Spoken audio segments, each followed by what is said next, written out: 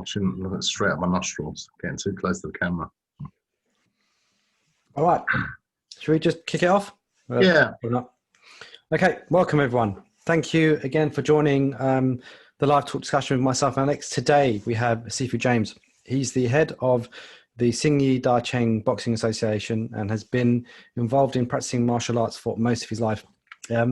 Big thing for us today is to talk about Yichuan. In 2005, Sifu James relocated to Hong Kong to be close to the source. And for the next 11 years, he lived, breathed, and trained the arts as a student with some of the world's greatest living masters. This was a really important period in his life in which he developed high skill as both a martial artist and a human being. By the time he left, he was both a teacher and an indoor disciple in Yichuan, Xingyi Quan, Liu He Bafa, and Yang style Tai Chi.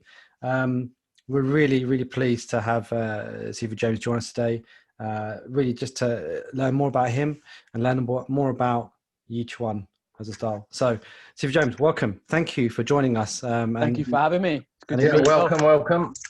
Appreciate it.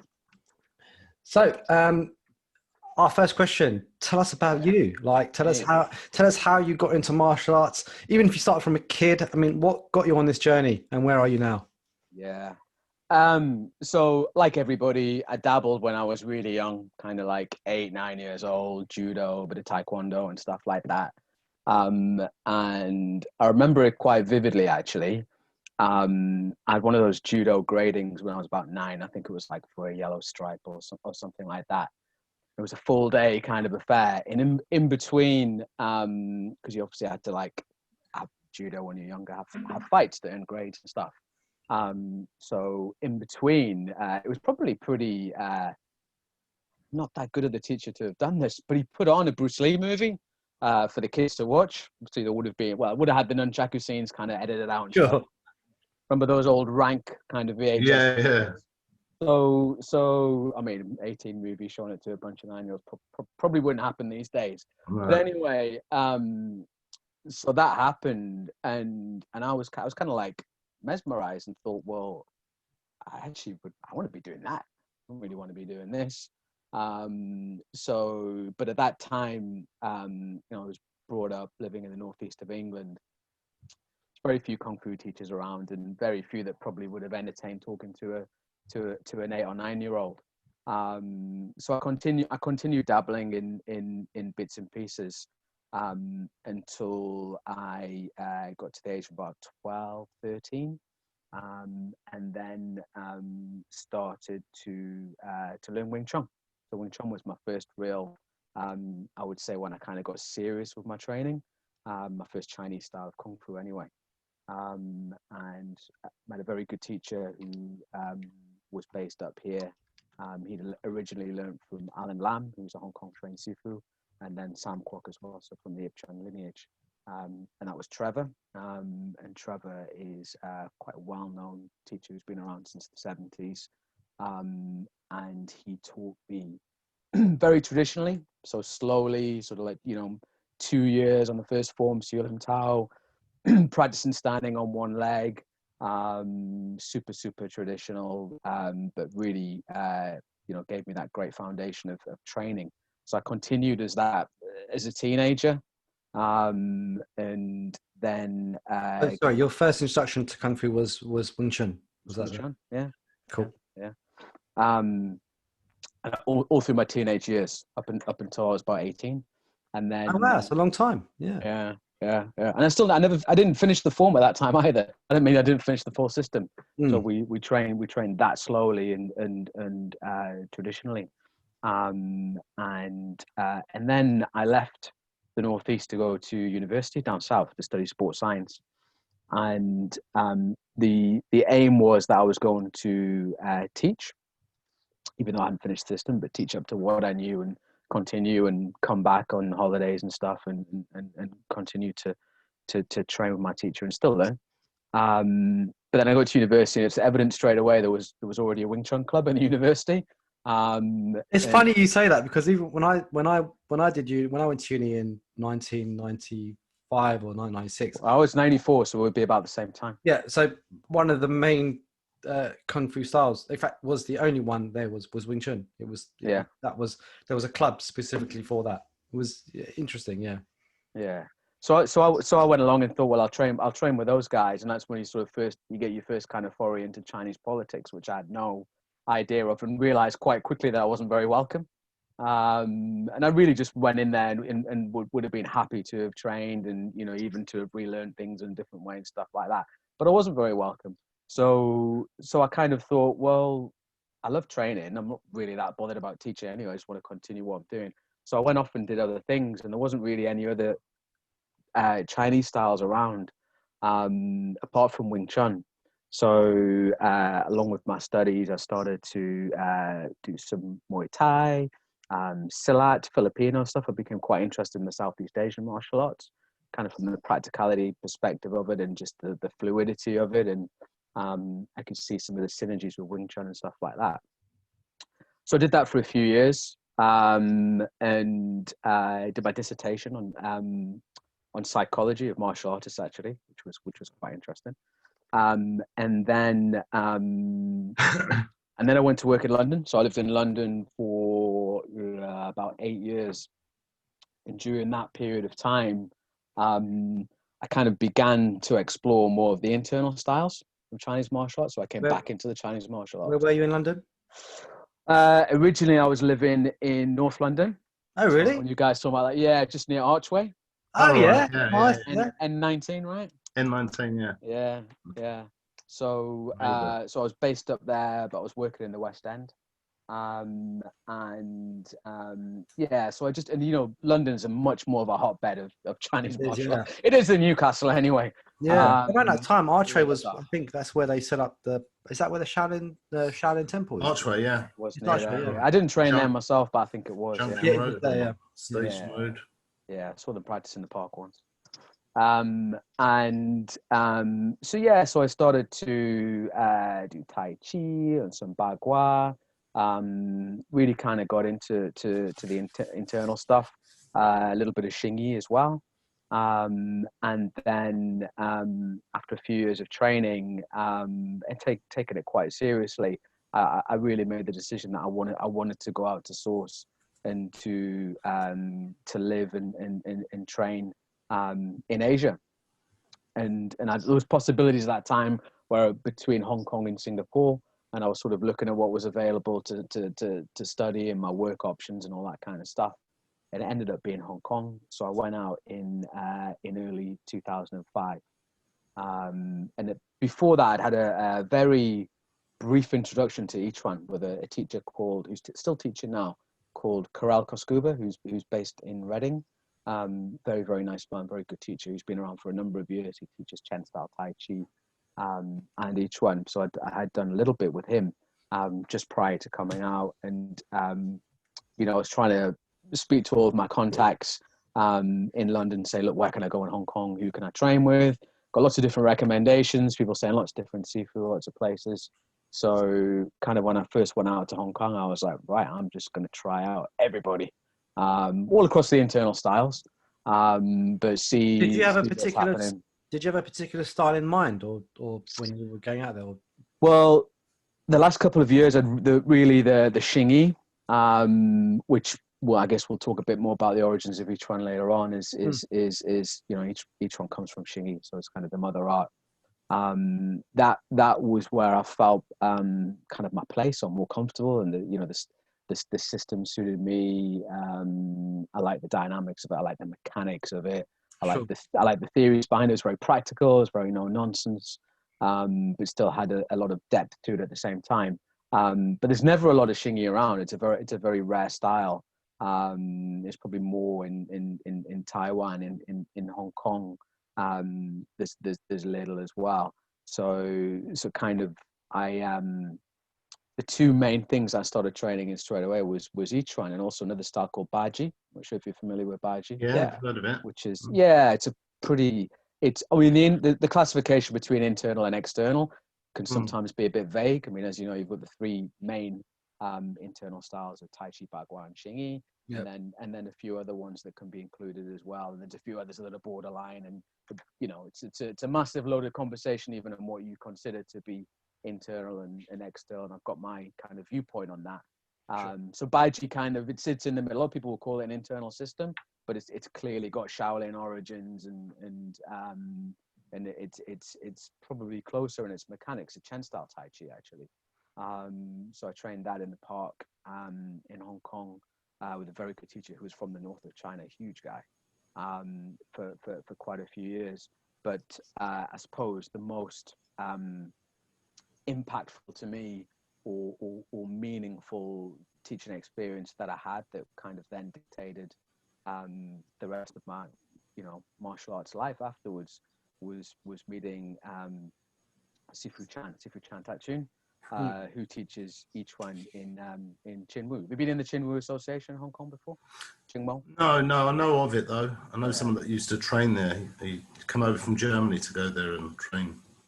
It's in an old building. I'm sure probably some people watching this have been there, in Jordan, in Kowloon, and sort of by Fok Yun Gap originally. So it's kind of the whole essence of sharing Chinese martial arts to the world.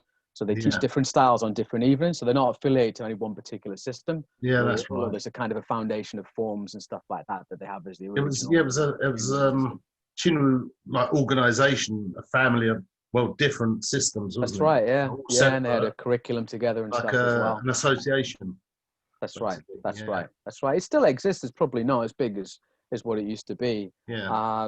But in Hong Kong, like everything, the lines are grey. So that association was there, but then they'd let other masters in and teach, and it was all very friendly. And we'd start our class, there'd be another class leaving beforehand, and it was all very nice and friendly and quite a non-political environment, which is always good to see in Chinese martial arts. Mm-hmm. So, had you, just out of interest, before kind of going to Hong Kong, had you ever been to Asia, or was like this the first time you were? I had actually, yeah. So I had I'd been to Hong Kong once on a short trip in the early 90s with my sister actually. So my sister lived out in Thailand. Oh, okay.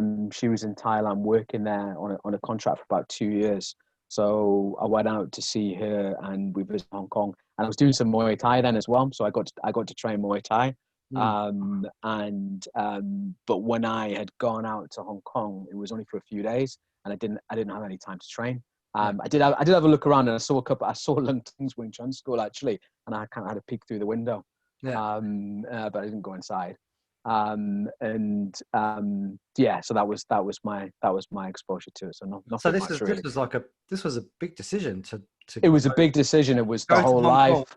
Go and live there and train and work. And I secured the job before I went out. So that was kind of like the easy part. And you remember at this time, I was reasonably young. I was in my 20s. I didn't have a property or anything like that. I had a girlfriend, and she followed later and stuff like that. It was going to be now or never. I was at that point in my life where if I'd left it a couple more years, it definitely wouldn't have happened, and I knew that. But it was still a brave decision to kind of quit your job and pack your stuff up and the driving force of that was, I want to learn kung fu. 100%. I want to learn kung fu. It was the training. That's not what I said in the job interview. No, of course not. Of course not. Why are you here? Why do you want to work for a company? Because I want to learn kung fu. That probably wouldn't have gone down well. That's something I love. You were training. You were like, you know what? I want to go out to Asia. I want to go to Hong Kong. I want to be close to the source. I want to go and live there and train. That's my motivating factors for me personally. I want to train kung fu. I'm going to go to Hong Kong. I'm going to live, work, emigrate there and train. And I had no idea how long that would be for. I mean, I had a game plan of training, and that could have been a couple of years. I didn't think things out that far on how it would go, and what would happen with that, how long it would be there. And it's interesting because when I came back to the UK, kind of 11, 12 years later, people, one of the first questions people always ask is, why did you come back? And I say, well, when I left, it wasn't like goodbye. I'm never going to see you again. It was like, well, I'm going over, I'm relocating, I'm going over to train, but it doesn't mean I'm never coming back. Yeah. You know, I could have been back a year later and thought, well, that didn't work out very well. You know, but it just so happens it was 11 years and there wasn't a game plan, and it was, you know, I ended up meeting my wife out there and having kids and stuff like that. So it made sense from a family perspective and, Sure. and things to come back. But yeah, it was a very loose plan when I arrived there. Yeah, it was. And I don't think I'd be brave enough to do it now. I don't think my wife and kids would appreciate it if I did it now. Of course not. And just out of interest, what was there anything needed in terms of an introduction, a letter of recommendation, or Kung Fu? Yeah. Not really. No. All I got was a list of names, a list of kind of email addresses of a few people you can try and tap up and talk to. So we're talking.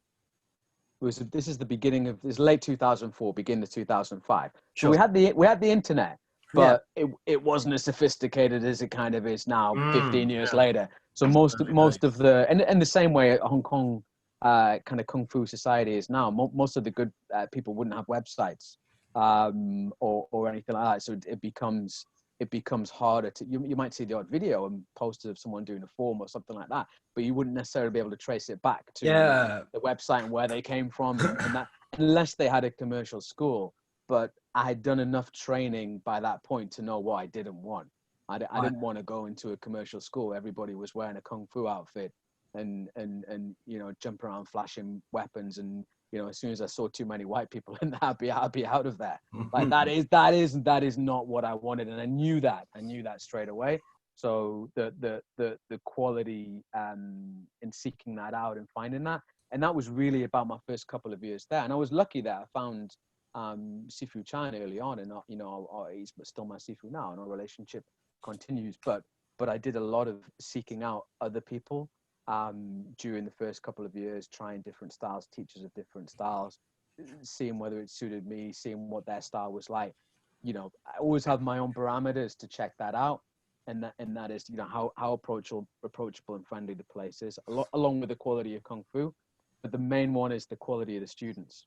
So you walk into a place, even if there's only 3 or 4 people training, and talk to the students, not necessarily the teacher, how long have they been training, and then what their level and quality is like. And sometimes, you know, just because you're in Asia, just because you're in Hong Kong, doesn't necessarily mean you're guaranteed access to really good Kung Fu. There's a lot of crap around everywhere. So, you know, you can go into a place and then find people who've been training for 10 years and they don't have anything. The teacher might do. Now, for me, there could be a couple of reasons for that. It could be because they're not a very good teacher and they don't want to shout, or the student's not very talented, or, you know, or just they haven't picked it up. Not really into it. Yeah, you know. Multitude of different reasons behind it. Multitude. Did you know what the kind of essence of Yichuan was, and what the system entailed? I had an idea. So as I mentioned, I did a little bit of training, not a great deal, but I'd touched on it for a few months before I came out, and obviously, you know, each one is one of the internal styles, and it's famous. Every style is famous for one thing or one technique. Each one is famous for jam zhong, for standing, standing exercises. So, and that's a funny thing that goes with each one, because you know, you find this in a lot of other styles as well. Some people claim to be Yichuan teachers because they do some jam zhong, or they think they know Yichuan because they know jam zhong, and that's like saying, I think I know how to throw a jab, so I'm a boxer. But you know, that might not be the case, and it probably isn't the case, right? It takes years and years and years of perfection to have a, you know, jab of the caliber of someone like Ali or whatever. And so I had an idea, but I was in no way experienced, skilled. My skill level but it's kind of like was very low at that point. You knew what you were kind of going to look for. Knew what I was going to look for, but I was surprised what I found. I was very surprised what I found, because when I found my Sifu, I kind of had always thought of this jam zhong as being almost like a ancillary exercise that was designed to kind of relax your muscles and, you know, kind of put you into tranquil sort of state. The state, and then you can learn the exercises afterwards.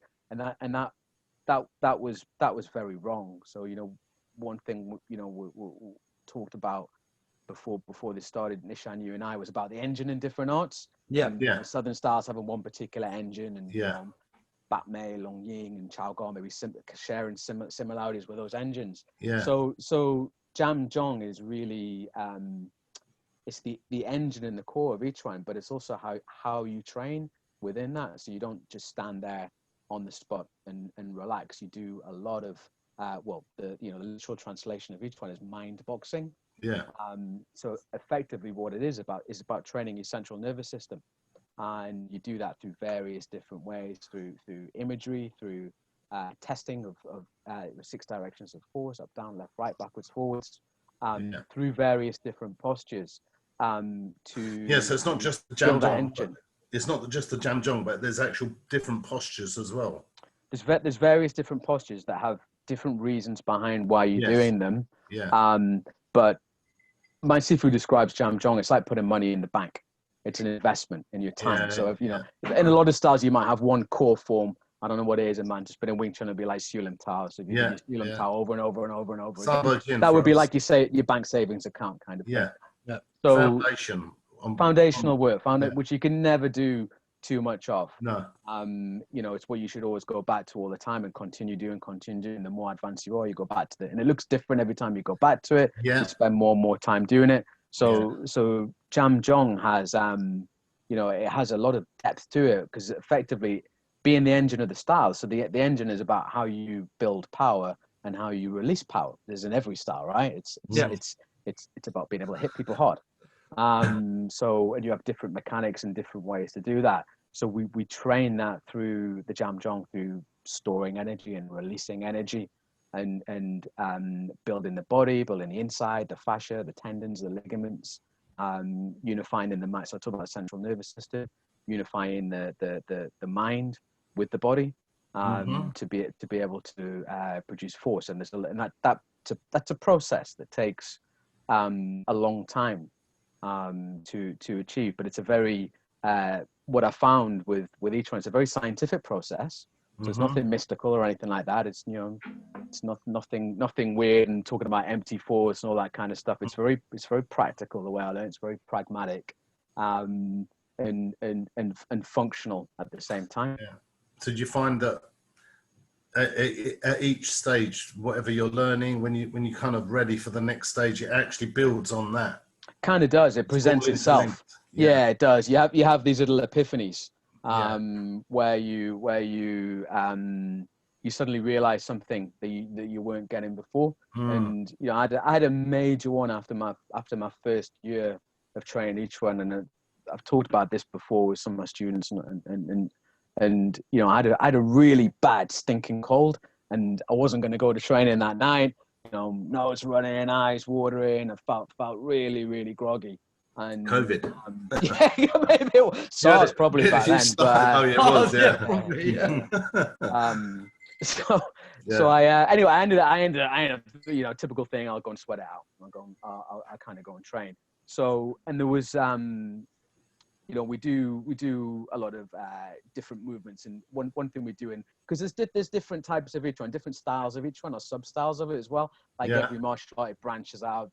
The founder taught various different people, and those masters, then had their own take on it and developed it. So I'll talk a little bit later on about ours and how I do it. But so we have a collection of 12 techniques called Sap Yi Tong Sao, and they're not particularly complicated, but what is complicated about it is sometimes the contradiction that it's called mind boxing, but a lot of it is switching your mind off.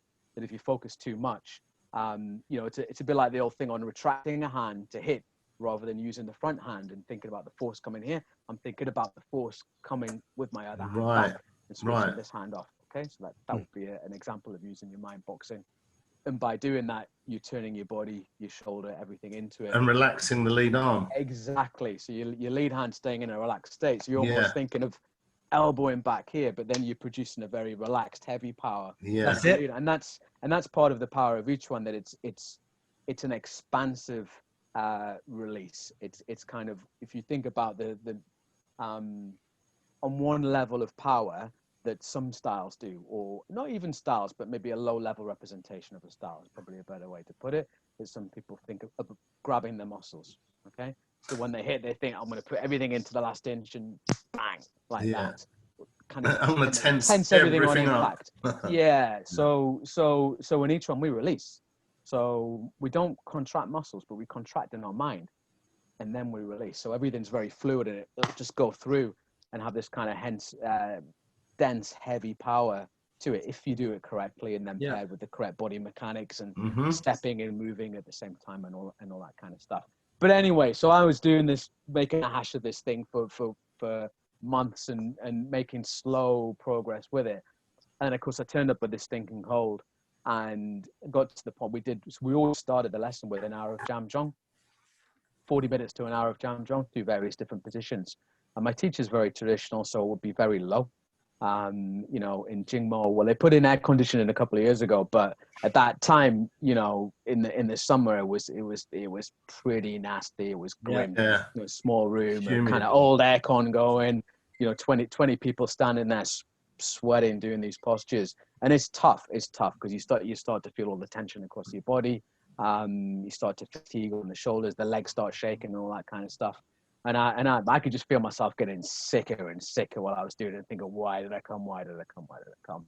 And the sweat was pouring off me. And then we started practicing this what I had been struggling with, one of the Sap Yu Tang Sao techniques. And I realized that at that point I didn't care anymore. I was just like, you know, I feel so crappy right now. I really don't care. And then bang it came. Yeah. It's always when you stop looking for it, trying to get it. And my Sifu kind of walked past me because he's got this kind of real attention to detail on you know, millimeter precision on every single technique. Hyper critical, that, you know, to the point where sometimes training with him can be quite stressful because he's like, I can never do it right. And he's like, no, this. Keep doing it. And they just looked at me and he just went, good. And I just thought, whoa, I'm ready to collapse here. I feel absolutely dreadful. I can barely stand up because I didn't care. So I'm doing the technique. Everything was just relaxed, and that was a real key moment to realize that part of the mind boxing thing of Yichuan, the intention, is switching it off. Is being able to know. So it's a contradiction. In some ways, it should be called no mind boxing. So the harder you try and get something, the more you try and do it, you fail, and it's that's integral to the system because, as I mentioned before, the system came from Xingyi. But Xingyi and Yichuan have one big difference. Xingyi uses intention as well.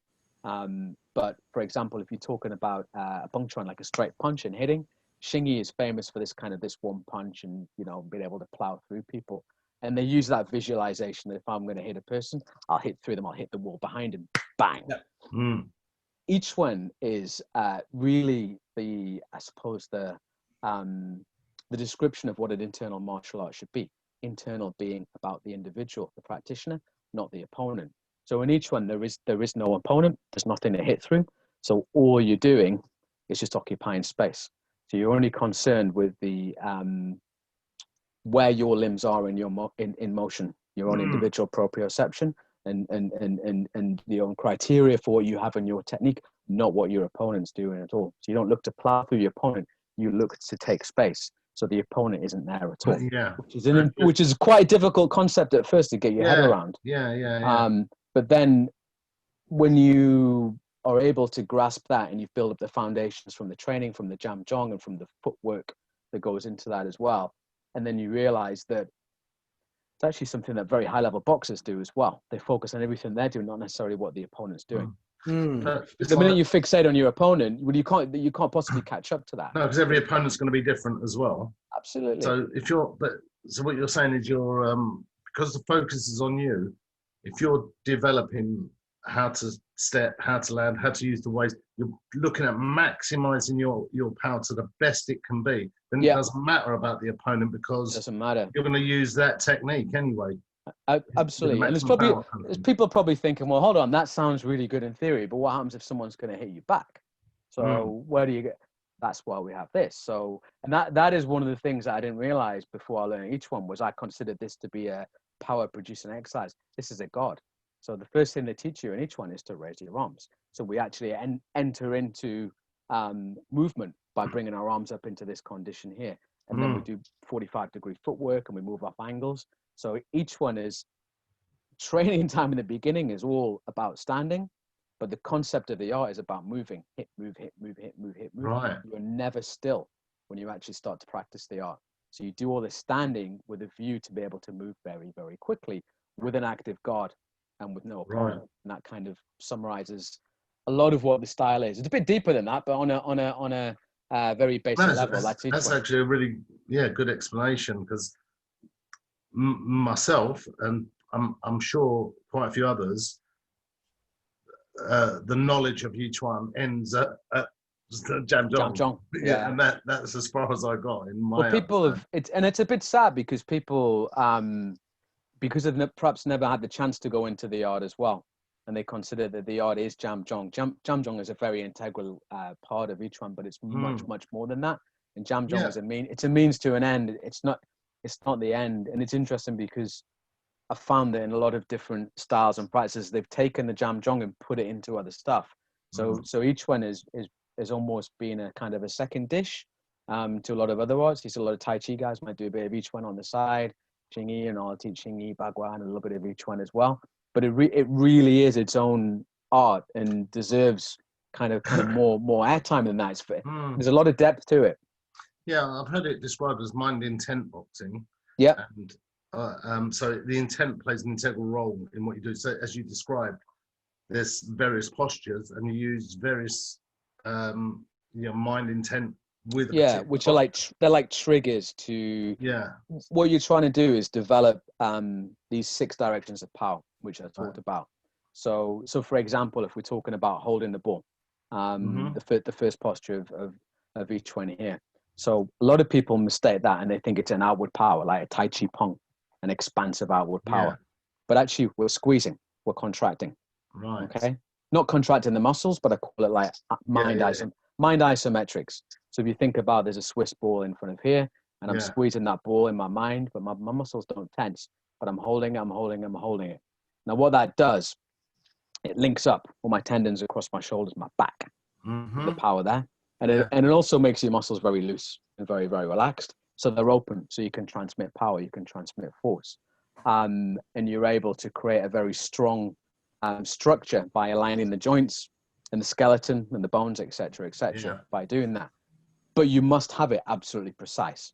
So for example, your elbows must be 45 degrees, every joint has to be turned, you need to sit into the Quan, you need to chom ging joy jiao, drop your shoulders, elbows, all that kind of stuff. Yeah. There's many requirements to do it correctly. Is the body structure design, is it seen as Taoist or Buddhist? It's probably a bit eclectic between the two, really. Right. So standing postures have traditionally been more in Buddhism.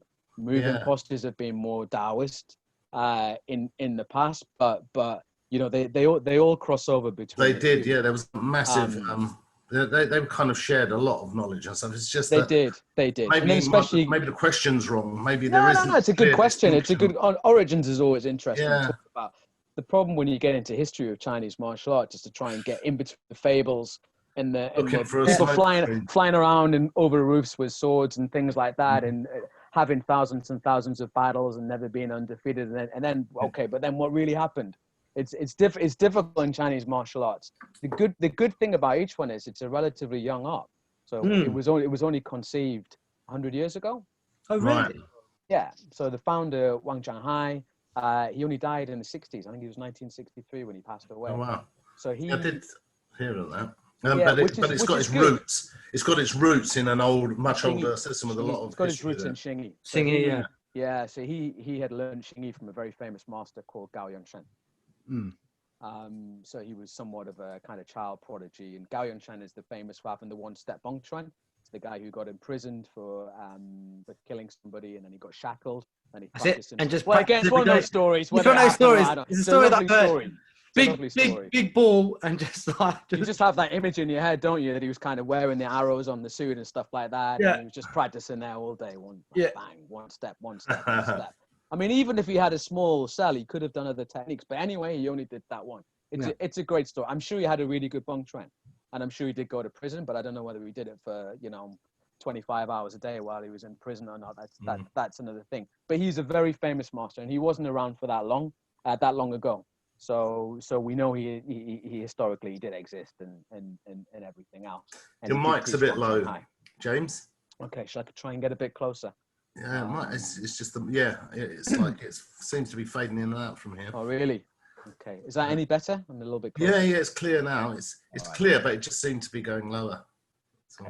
So it's not an old art from Chinese martial arts terms. It's 100 years old. So Wang Zhanghai, he and this is interesting when you get into history and things being exaggerated. And it's one of the things that attracted me to Yichuan is that so he learned it. He developed the style after learning Xingyi. Right. What he did, he got his Xingyi up to, he was, apparently famous for that and very, very good at Xingyi. He decided to then go and travel and test his art. So he traveled across China and challenged various different people. He got as far south as Fujian. And it's famous. I don't know whether you guys have ever heard the story, but he famously got defeated 2.5 times. One was by a White Crane master, which is in Fujian. One was by a Lokhot Bafa, Luhe Bafa master, Wu Yuhoi, who's in Shanghai. And the other one was by a dwarf, which is why I said 2.5 times, which is not a very nice thing to say, actually. Yeah. He should have said he got beaten 3 times, and one of them was by a small guy, but he said it's 2.5 times. So, but I found that really interesting because he talked about his losses in terms of the system. So it's a bit like the modern. I've got a bit of a boxing background as well, and I love boxing. And boxing people talk about investing in loss. So yes. You learn from the losses that you have. Not from the 21 victories against lower level opponents. Finding really good people and learning. That's what a really good boxer is, right? But you don't hear that very often in Chinese martial arts. It's normally about had 100 battles and defeated everybody and all this kind of stuff. But he didn't talk about that. He talked about the people that he lost to, and then he didn't combine those elements into his style, but he respected those individuals so much. And it gave him a different idea to develop each one, or the concept of each one. So you had the yi, which in Xingyi, which is the mind, which is the intent part. The Xing is the shape part, which involves the 5 elements and animals and stuff like that. So he really kind of focused down on the mind aspect within the art, and then was very, very combative with that. So in a period when he was teaching in Shanghai, he published quite a few newspaper articles there, which I don't think they were intended to be open challenges, but they were more kind of, he was very against people practicing forms, almost like a kind of Bruce Lee of his time, saying, you should be focusing on skill, you should be trying to build Kung Fu, not trying to learn 100 different forms and do 100 different things. So there's no forms in each one. So he had that concept back then, and he got challenged a lot, and he attracted a very strong group of senior students who mostly had come from other styles and other systems who went to train with him. So my Sigong, my grandfather, was Han Seng-yun, who emigrated to Hong Kong. So he had learned Xingyi Bagua and Sukar Chinese wrestling from his father. So he was a very high level practitioner when he met the founder of Yichuan, Wang Zhanghai, and he challenged him, and he got knocked out. So then he studied with him. And that was apparently, according to my teacher, the school at that time, in that period of time, was pretty brutal. People would come and they would have lots of challenge matches, and it would kind of, show us what you got, and it was very fast, and it was all about the martial side of it. So it was very aggressive. So Master Han studied with him for quite a number of years, and then eventually made his way down to Hong Kong. And he also has an older brother as well, Han Sing-Q, who went to Zhuhai. So he emigrated down to the south as well, but to the south of China. And both of them started teaching there. And that's where my Sifu got introduced to him in the early 70s, I think it was 1972. And studied with him until he passed away in the mid 80s. So just so I've got it in my mind, because this is the first time I'm learning about this. So you have the founder of Yichuan. He he came from Xingyi. He came from Xingyi. Yeah, he was a high-level Xingyi practitioner, but young. High level Xingyi practitioner. Traveled around China, testing himself out, and getting into trouble, causing a little bit of drama. Yeah, having some scraps, and then he got beaten up. Yeah, got beaten up, and then he was set up shop in Shanghai. Yeah, and was publishing articles based on his experiences, based on his learning, saying, yeah, you should be focusing. He was quite critical. Yeah, basic, but setting up shop and saying, you got to be practical. You shouldn't be trying to just gain forms. Yeah. Whatever you're doing should be combative. And at that time, he had developed this, which was very new then. Yeah. So I didn't realize it was young in comparison to other. Yeah. So Yichuan now, in terms of from him, doesn't have forms. It doesn't have forms. No, it has some of the foundation of Xingyi within it. So Xingyi does have some forms, short forms. So depending on each one style that you do, so sub styles have developed, and like with a lot of founders of styles, it changed over the years as well. Right. So when my grand teacher learned in Shanghai, it still had quite a heavy Xingyi influence on it as well. So he still practiced the 5 elements and all that kind of stuff. When it evidently, as he got older, then he moved around. So he lived in Tianjin for a while, and he ended up in Beijing, and then back to Tianjin. He taught, up until, as I said, he passed away in the 1960s. So my grand teacher learned in the 1930s. So it was a 30-year development, and they weren't together. So the Yichuan, probably the most prolific style that you'll see in the world now, comes from Beijing, which is quite different to the Yichuan that I practice. And that is more from sort of the later life of Wang Shanghai. Yeah, he had influences as well as he travelled. He would have had influences, and also the students that he learned. And it's good. It's still, but it's very, very different to interesting what we do. And also the mechanics are slightly different. I mean, I've spent some time with teachers of those styles of each one. I did a lot of research as well for each one. So I went up to Beijing and met a number of the first gen who've passed away now, sadly. And this is 10, 15 years ago, the first generation students of Wang Shanghai. Wow. Who were alive then. Unfortunately, they're not now. There's one left, and that's very sad.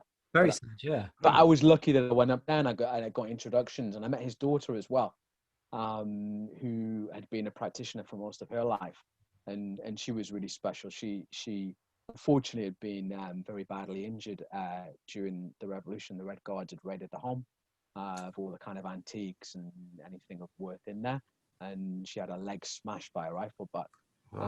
So she had a really bad injury, but she still practiced each one and was really good. And she was lovely to me. And I met a few other ones from Learn, and also so the Yao system is probably the most famous one that's out in the world now. There's 2 brothers, the Yao brothers, who learned from their father, who was named as the successor of each one, from Wang Shanghai. So they have their not style of each one, but their I call it version because it's different to what we do, and the postures are a little bit different. The movements are a bit different. I spent some time with them as well, not a long time, but enough to know they were very powerful and very good, but different, a little bit different to the way that we practice, as you'd expect. Was it partly due to maybe people coming, like as you said in the early days, that had already studied something else, whether it was Xingyi or whatever? There's a question here that ties in with this. Actually, is like Arthur or Artorius Evo. Yeah, he just says, is there a big barrier to entry for Yichuan? Because he'd imagine just to understand postures is like super tough for beginners and boring. It's a good question. Like it's a good question. You've definitely got to have a lot of patience. Now, so my story kind of continues a little bit because Sifu Chan Tat-Chun is my first Yichuan teacher, and he's still my Yichuan teacher, and I still spend time, still talk to him, and we'll see him next time I go to Hong Kong and stuff. But I learned from another Yichuan teacher as well, almost by accident. So each one is connected to another art called Le Ba Fa, which we talked about before, or in Cantonese, Lok Hop Ba Fa.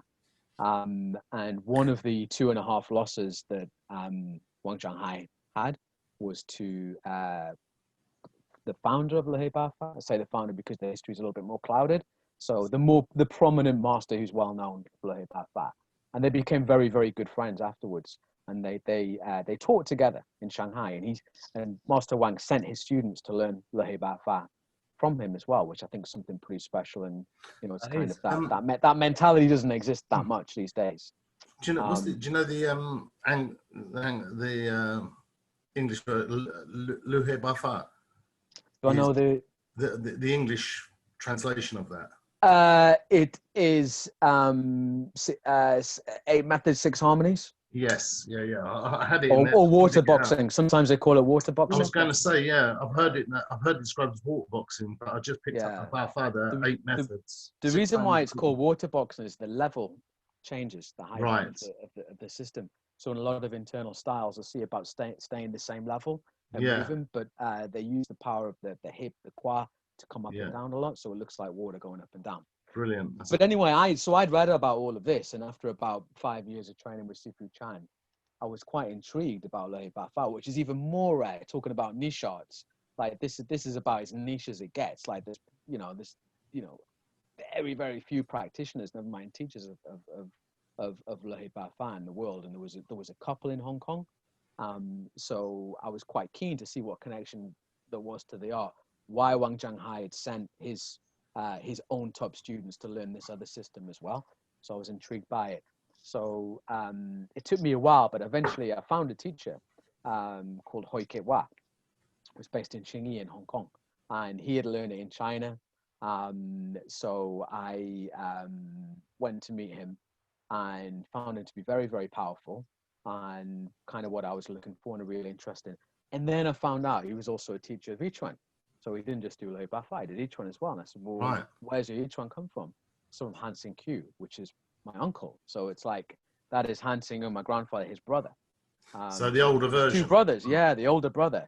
You got Han Jr. who went to Hong Kong, then you had Han Senior who went to Zhuhai. So Sifu Hoi had gone over to Zhuhai and learned from him. Yeah. But they were very, very different, these 2 brothers. So there was an age difference between them, and also a physical difference between them. So the older Han was taller and slimmer, and apparently was the systems and what they did were just different. They didn't practice the style the same, which is really interesting. They both did the older version. They both did the older version of each one. They did, yeah. They both learned at the same time from Master Wang. Yeah. And then they went different directions.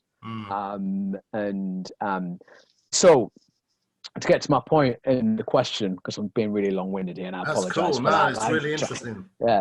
So when I first learned from Sifu Chan, it was painstaking. So it was 40 minutes to an hour of standing, legs trembling, shoulders shaking, all that kind of stuff, and then eventually stick with it.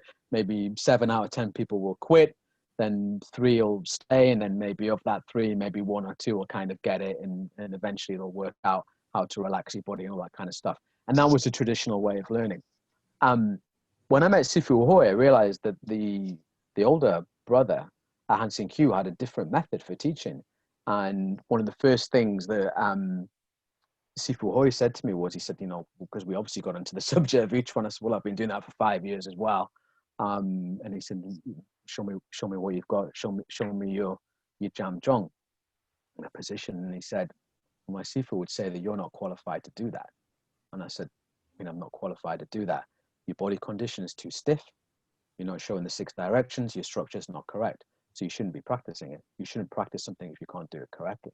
So they had a very, very different view. Rather than practice it more and more and more, and eventually it'll come to actually, unless you can do this thing right, especially when you're talking about mind boxing and your CNS and using your brain and your spinal cord and all that kind of stuff to get the right kind of feeling. If you start doing it wrong, you're going to build the wrong kind of habits in your body, or it's going to take a lot longer.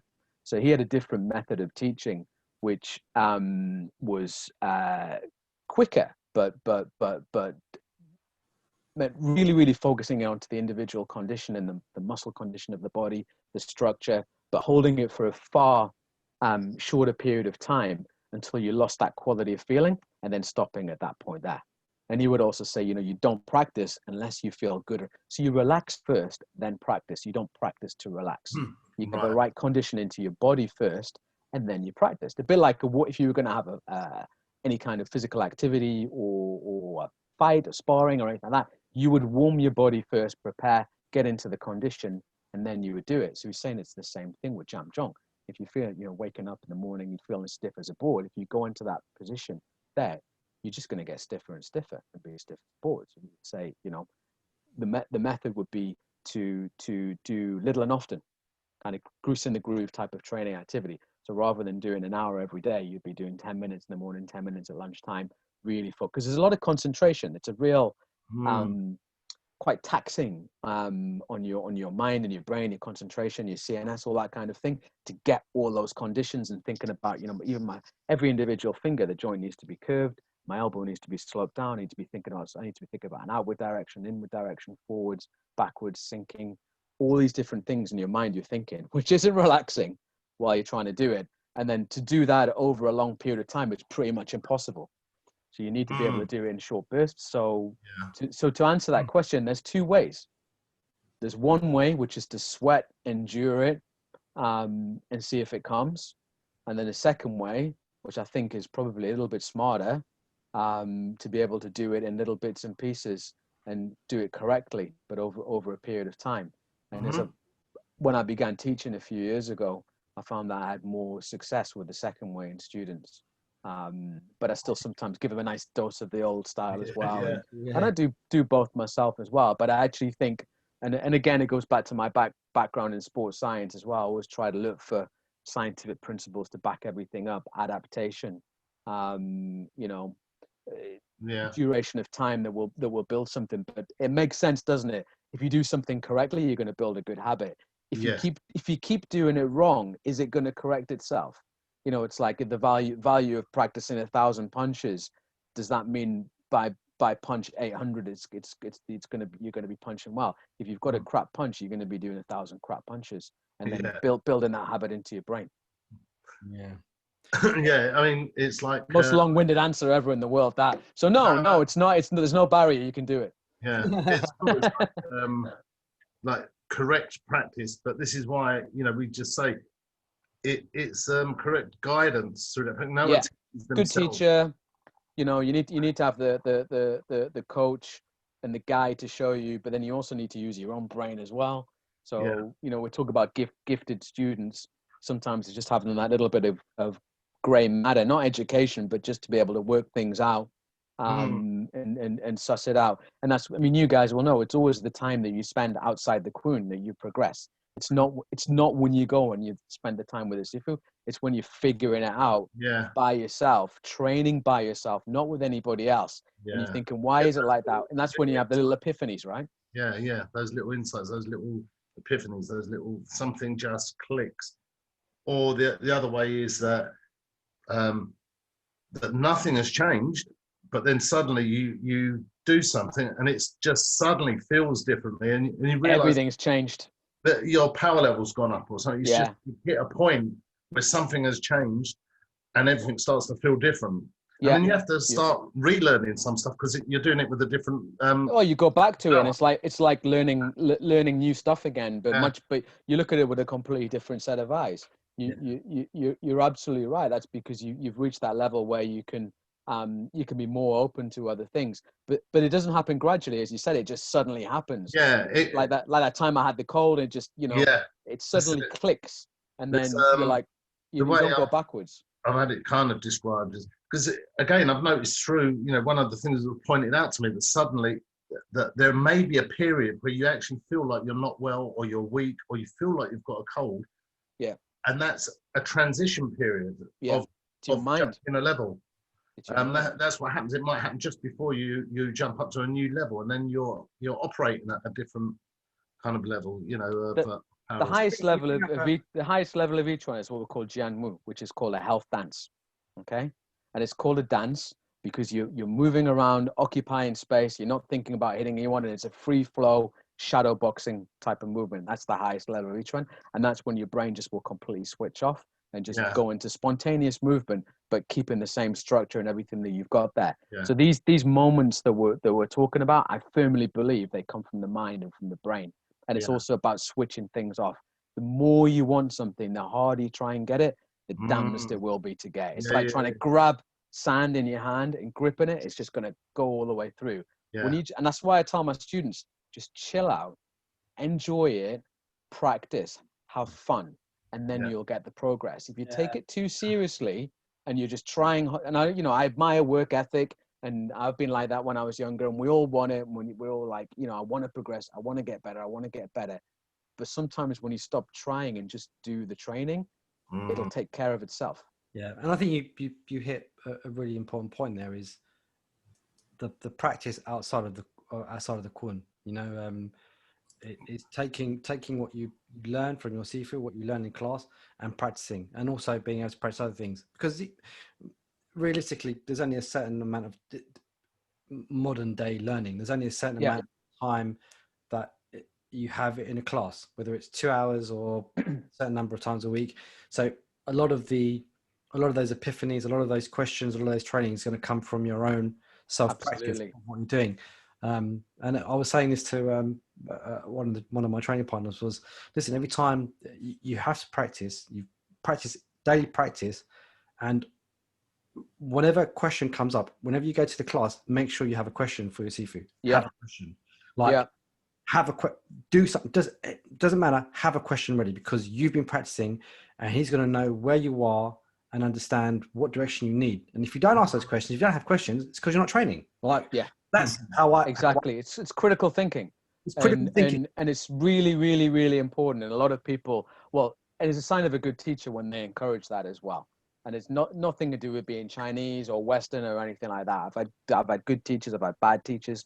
All the good teachers will encourage questions, critical thinking, and for you to challenge in a constructive, positive way. And that's when you make the art your own. Okay, you should not be the slave to the art. You have to make, and that doesn't mean you're changing it. That doesn't mean you're creating new techniques. No. It means you're synthesizing it through your physical, through your practicing, through 100%. 100%. Just train, just practice, just get it done. It's a process. Trust the process. But make the process your own. It's not always perfect when you're doing it. Sometimes it's a long journey, so you have to keep on practice again, and then suddenly it comes. I mean, you guys will know when you see beginners, when you teach people, it's often the ones who struggle the most in the beginning who reach the higher level of skill, because they get those plateaus, and to get over them they need to think. Yes. They can't grasp the coordination of it, they can't understand the engine, they're not getting it straight away, so they need to break it down. They need to make it their own, otherwise they can't overcome that hurdle. So having that hurdle in the first place is actually a good thing. It's a positive thing if you have that, because if you get someone who's very gifted straight away and they get that, they often get bored with it. Well, they don't take it along. They don't take it along. I think they understand it already, but they don't. They don't. The function, the movement, or whatever. Yeah, they've got some genetic gift of physical coordination, and they might be athletic or whatever, so they can make the techniques look good, and they can coordinate the joints and the body. But there's a lot more depth to it than that, and that's when you have to make it your own. You have to be able to spend the time by yourself doing that.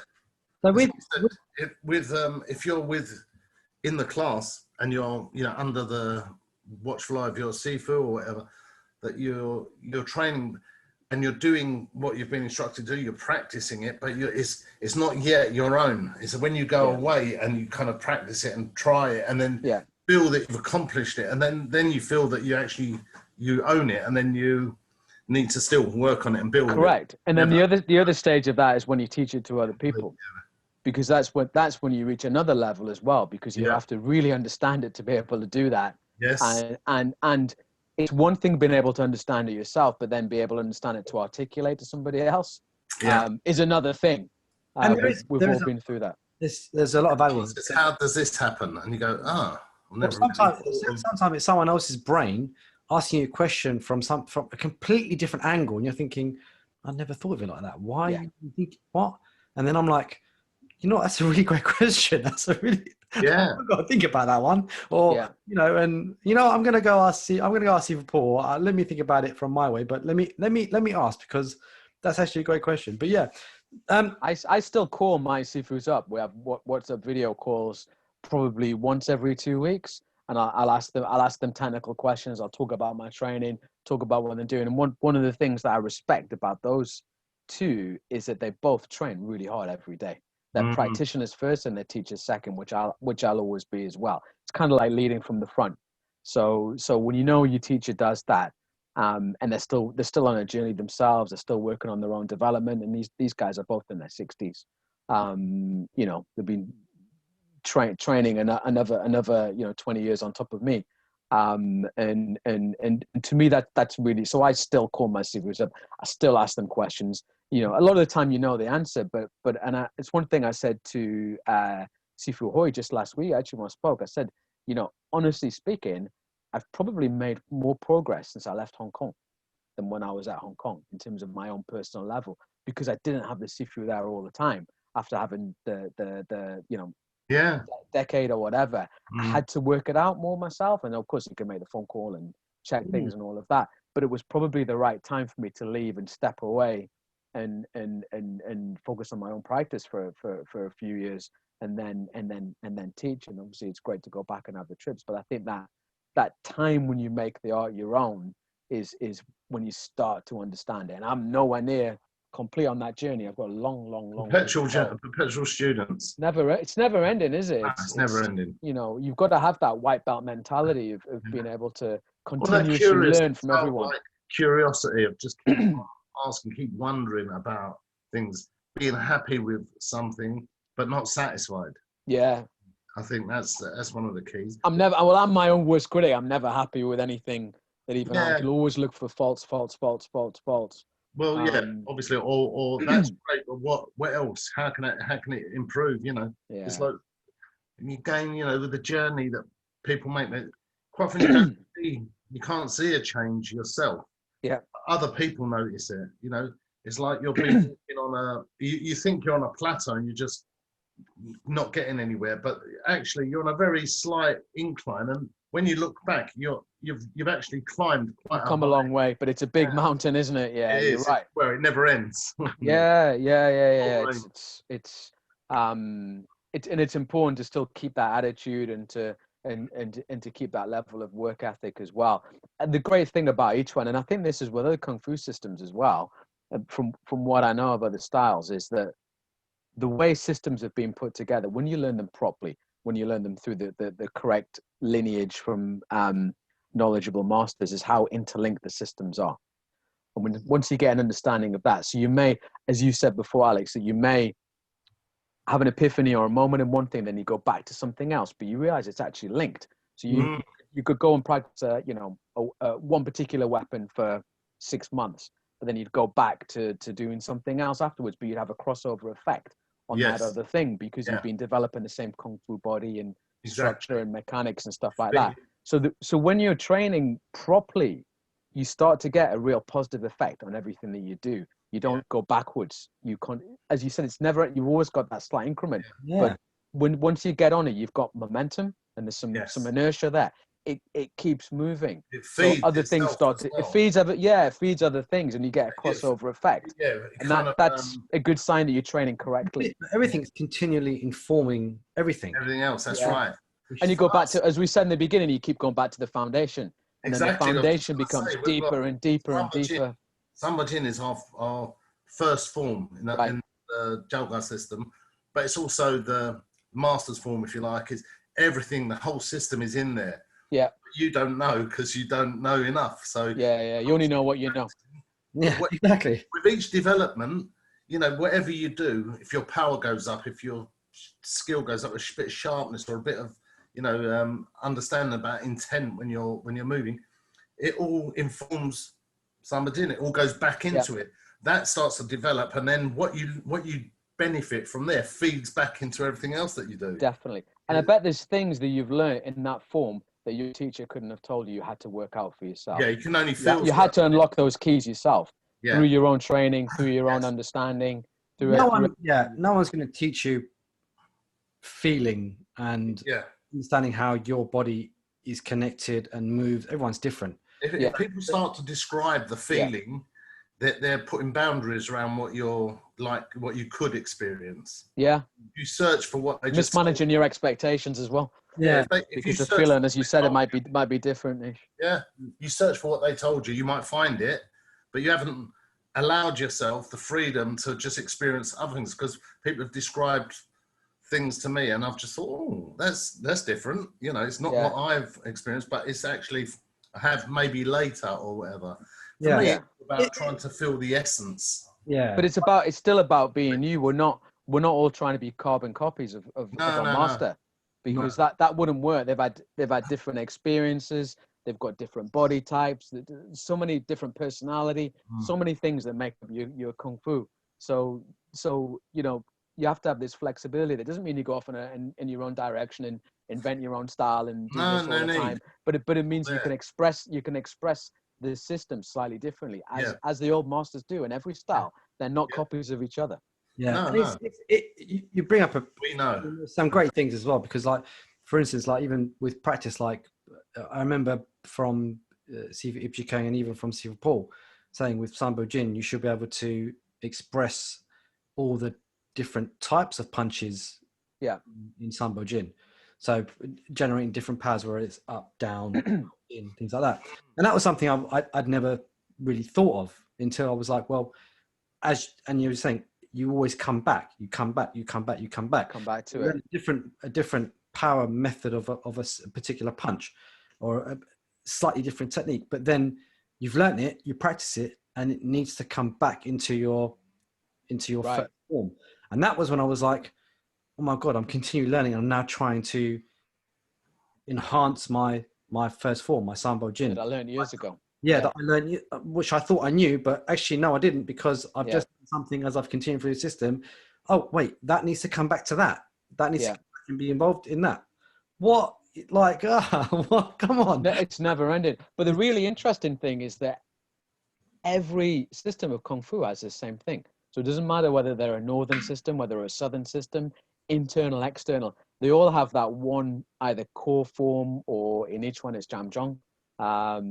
You know, they all have that and they all go back to it. And you don't see that necessarily in other martial arts as much, but Chinese Kung Fu has that as its philosophy and its core. And we have massive variations between the systems and the styles and the engines and the body mechanics and the physical characteristics, but they all have this one core thing that we always go back to try and keep improving, go off, do other stuff, come back to that, spend more time doing it. And then probably as you age in the art and you get more experienced, you spend more time in that stuff as well. So it's full circle, right? But that's Kung Fu. Doesn't matter whether it's Tai Chi, whether it's Wing Chun, whether it's Mantis, Hung Gar, Choi Li Fut. It's that is Kung Fu. Yeah, I have a question for you, just for the listeners to really get an understanding of Yichuan. So you have Yichuan. It's relatively, it's not an old art, as you were saying. It's 100. Yeah, it's got old foundations, but as an art on itself, it's relatively young. It's about 100 years old. So, no forms, but you have postures. Now, how many postures and movements? So how many postures and movements, if you can kind of? Yeah, well, it would depend on the Yichuan school and the system. But yeah, typically within in the Han system, there's 8 main zhongs or jam zhong, you know, that go through various different positions out here and up here. So and they're all to express energy in different ways. Right. So you build the foundation within the core of that stance. Yeah. Expressing the 6 directions of power, and then be able to move with that as well. So I may have this one here, right? This is the obvious one, is that's my guard there, and then I can move this way around and rotate, and then move quickly backwards, forwards, left, right with this, and hit at the same time. So that's also a hit. So it's similar to a lot of Kung Fu, is we defend and hit at the same time. But we do it through the Jam Zhong, through that. So it's either and the mind boxing side to it as well, and the no opponent side. We're not like some other interpretation of other systems, obsessed with trying to touch the opponent's arms. We're trying to occupy space and go through the body. Right. So we're not necessarily trying to get contact and do pushing hands and playing around and all that kind of stuff. Quite the opposite. We ignore that and just go through and take space. So you have the 8 main postures there. Within the hand system, we also do a lot of the Xingyi. So we do the 5 elements. Right. Santi, which is the main stance of Xingyi, plays a large part in the system. I mentioned the Sap Yi Tong Sao. So they were 12 techniques specifically put together by Master Han, which some of them come from Xingyi, some of them from Yichuan, some of them come from Bagua, and they're all done with the same stepping pattern. So there's a lot of footwork exercise, a lot of footwork movement, because when you have this high risk strategy of no opponent, and I'm just going to go in and take space, unless you're moving around with a lot of footwork and very fast, quick footwork, you're going to be very, very vulnerable. So it's about taking angles and moving around and doing that. So we develop the body through the Jam Zhong, and then take that same structure, moving and very, very slowly at first. So, going on the old adage, that, when you smooth, you'll be fast. So iron out the kinks and everything else, all the little micro movements that you have there and all that kind of stuff. People think, oh, you're practicing slowly for health, and we're doing it to perfect the technique. Because once you've then got that, then you can start to move quickly. But if you move quickly when you haven't smoothed everything out and you don't have the structure, you don't have the core right, it's just going to be, bag of rubbish. So, so the footwork and the speed work so there's a lot of speed work involved. So that's the other thing about each one. You think, well, all you're going to end up doing is standing here for an hour, and that's not the system. No. That's it's not the best style for a demonstration. I mean, you have those like kung fu dinners in Hong Kong, and like when the Tai Chi guys come on and the slow music comes on, I think it's probably a good time to go to the toilet or whatever. And then the Yichuan guy comes on, and everyone goes, well, "What's going on here? When's he going to start?" And he's been there for 10 minutes. It's the worst system for a demonstration from that perspective. Right. But it's based on exercises. It's not based on form. It's based on a lot of single movement repetition as well. So do you do partner drills? No. There's no really. Partner drills. There's no partner drills per se. The other styles of each one do push hands. We don't do it in our system. Right. I did some pre kind of homework before coming to and I was looking at YouTube and other things, and I was seeing different and exactly that. I saw some were doing the kind of push hands. A lot do push hands, but we don't do it. And I was like, we've got very clear opinions and views on that. It's not all bad, and I'm always controversial, and I always people don't like it when I talk about this kind of stuff. But I mean, just for clarification, some of the skills that you involve and your original question about partner drills. So we do a lot of testing in the Jam Zhong with a partner active. So for example, if there was 2 of us and you would be testing my structure, and I'd learn to store energy and then release. And we do that in all of the different directions. Yes. And you're working through one particular contact point as well. Because a lot of push hand is based on making contact, sticking, moving, changing, all that kind of stuff. So we do that aspect of the art, but we do it through the Jam Zhong, through a lot of active testing, pushing, pressing, trying to get a clear sort of view on how to use those directions and how to store energy and how to so you're getting that physical feedback. So it's really interactive.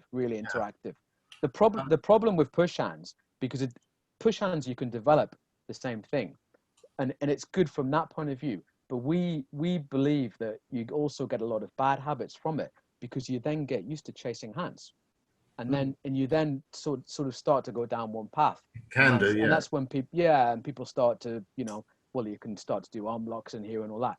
You can do anything when you have an opponent's arms touching your arms. But in a free state of play, when people retract arms and they don't leave them out there, it's a very, very, very different situation. It is. It's one of those things that Master Han was quite clear and said, we don't push, we hit.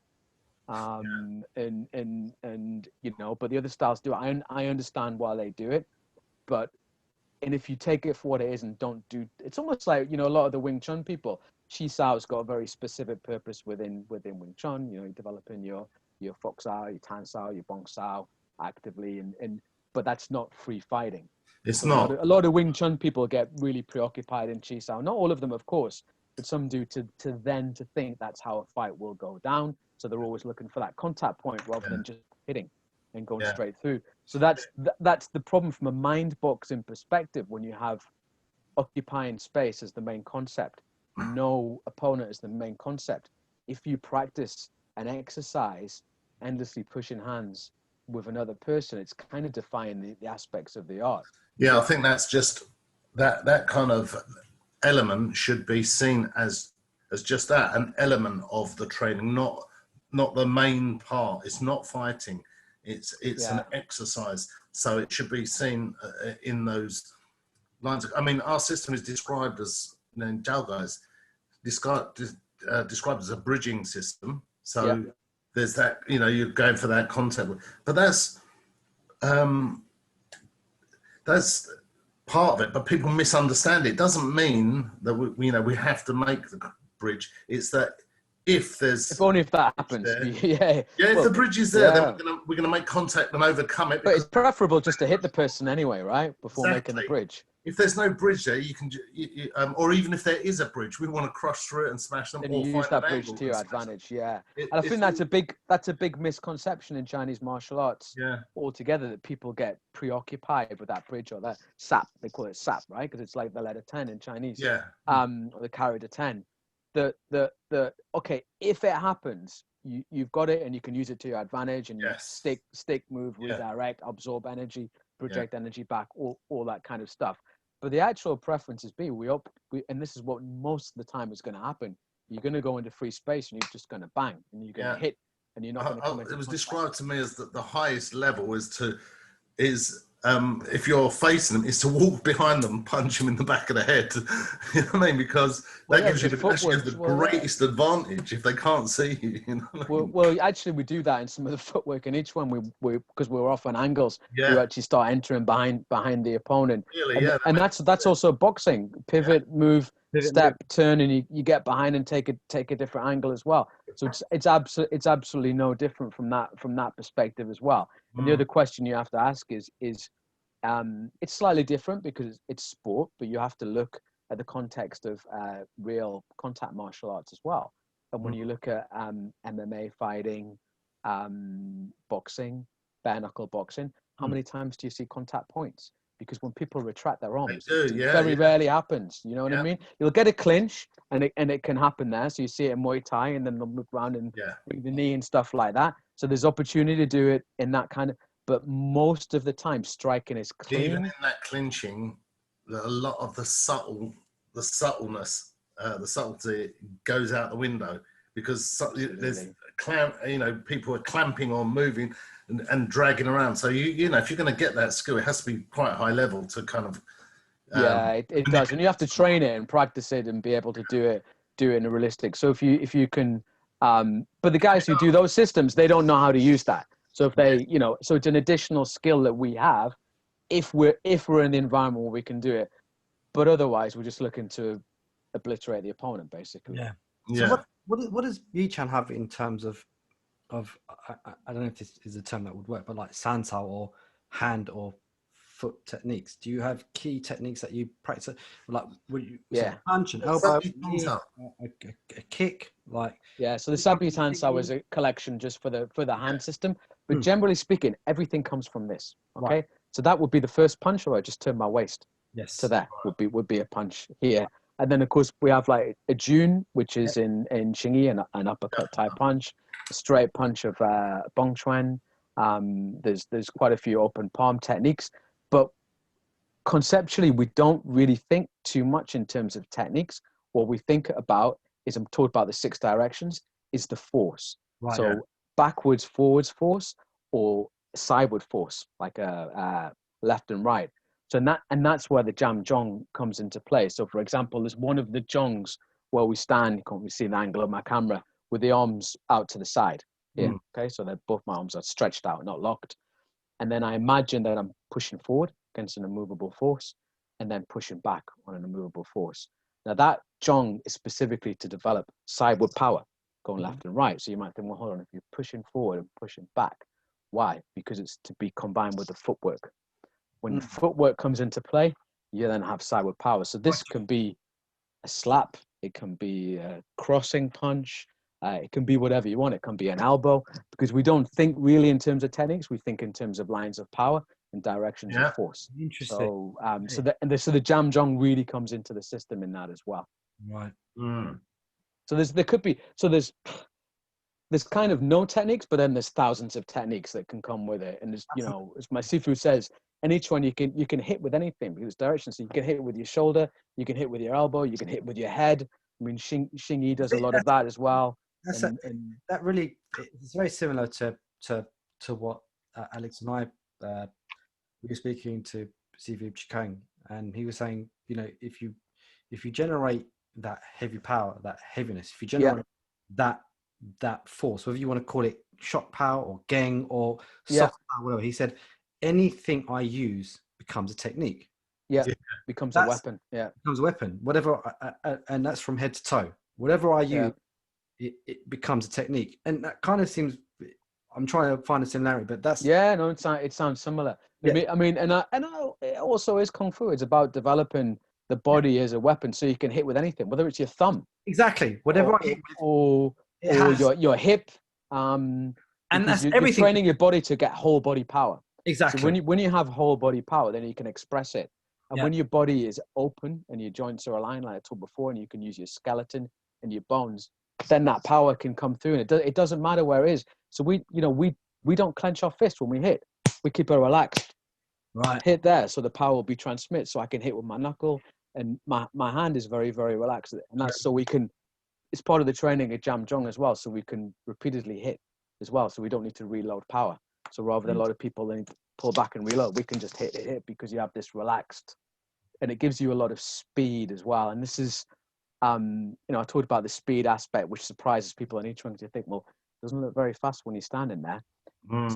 Speed is in the brain. It's not just limb speed, and it's how you get that CNS to develop that. So, you know, the obvious one is if you touch something hot and you pull your hand away, everybody can produce that kind of speed. You can't show me anybody who thinks they're physically unfit, they're uncoordinated. If you get them to put their hand in an oven, they'll pull it back at lightning fast speed. So the brain signal can produce speed. So when you see physically gifted athletes and those who aren't producing different kinds of speed, it's because of brain signals. So if you learn how to train that properly through Jam Jong, through other exercises, you can then develop a kind of speed. So I can see, you know, my Sifus who I mentioned are in their 60s can move like lightning. You know, they're like ghosts when they move. And you think, well, hold on, that from a Western point of view, that doesn't make sense, because you should be, hitting your peak when you're 30. You should be young athletes that are able to have that kind of physical. It's because they know how to link their mind and their body together to reach that kind of level where they can do that type of stuff. And that's another great thing that I love about Yichuan and all Kung Fu, is we can continue to progress as we got older, because we've got those role models and we've seen what they can do. And that's why I keep training now, and why I didn't, I don't do Muay Thai anymore. I still box, but because I know I've got a path. And you talk about, Alex, this continuous mountain, because in other things, that mountain stops when you get to about 30, and then it goes like that, and then you start to degrade, and your physical condition goes down with what you do. And that's, you know, other sporting activities, be it whether it's football, whether it's boxing, whether it's tennis or whatever. You reach a certain age and the body will go down. But with Kung Fu, it seems like we've found a way to develop a system where you're linking the mind with the body, with biomechanics, with energy, where you can continue to improve.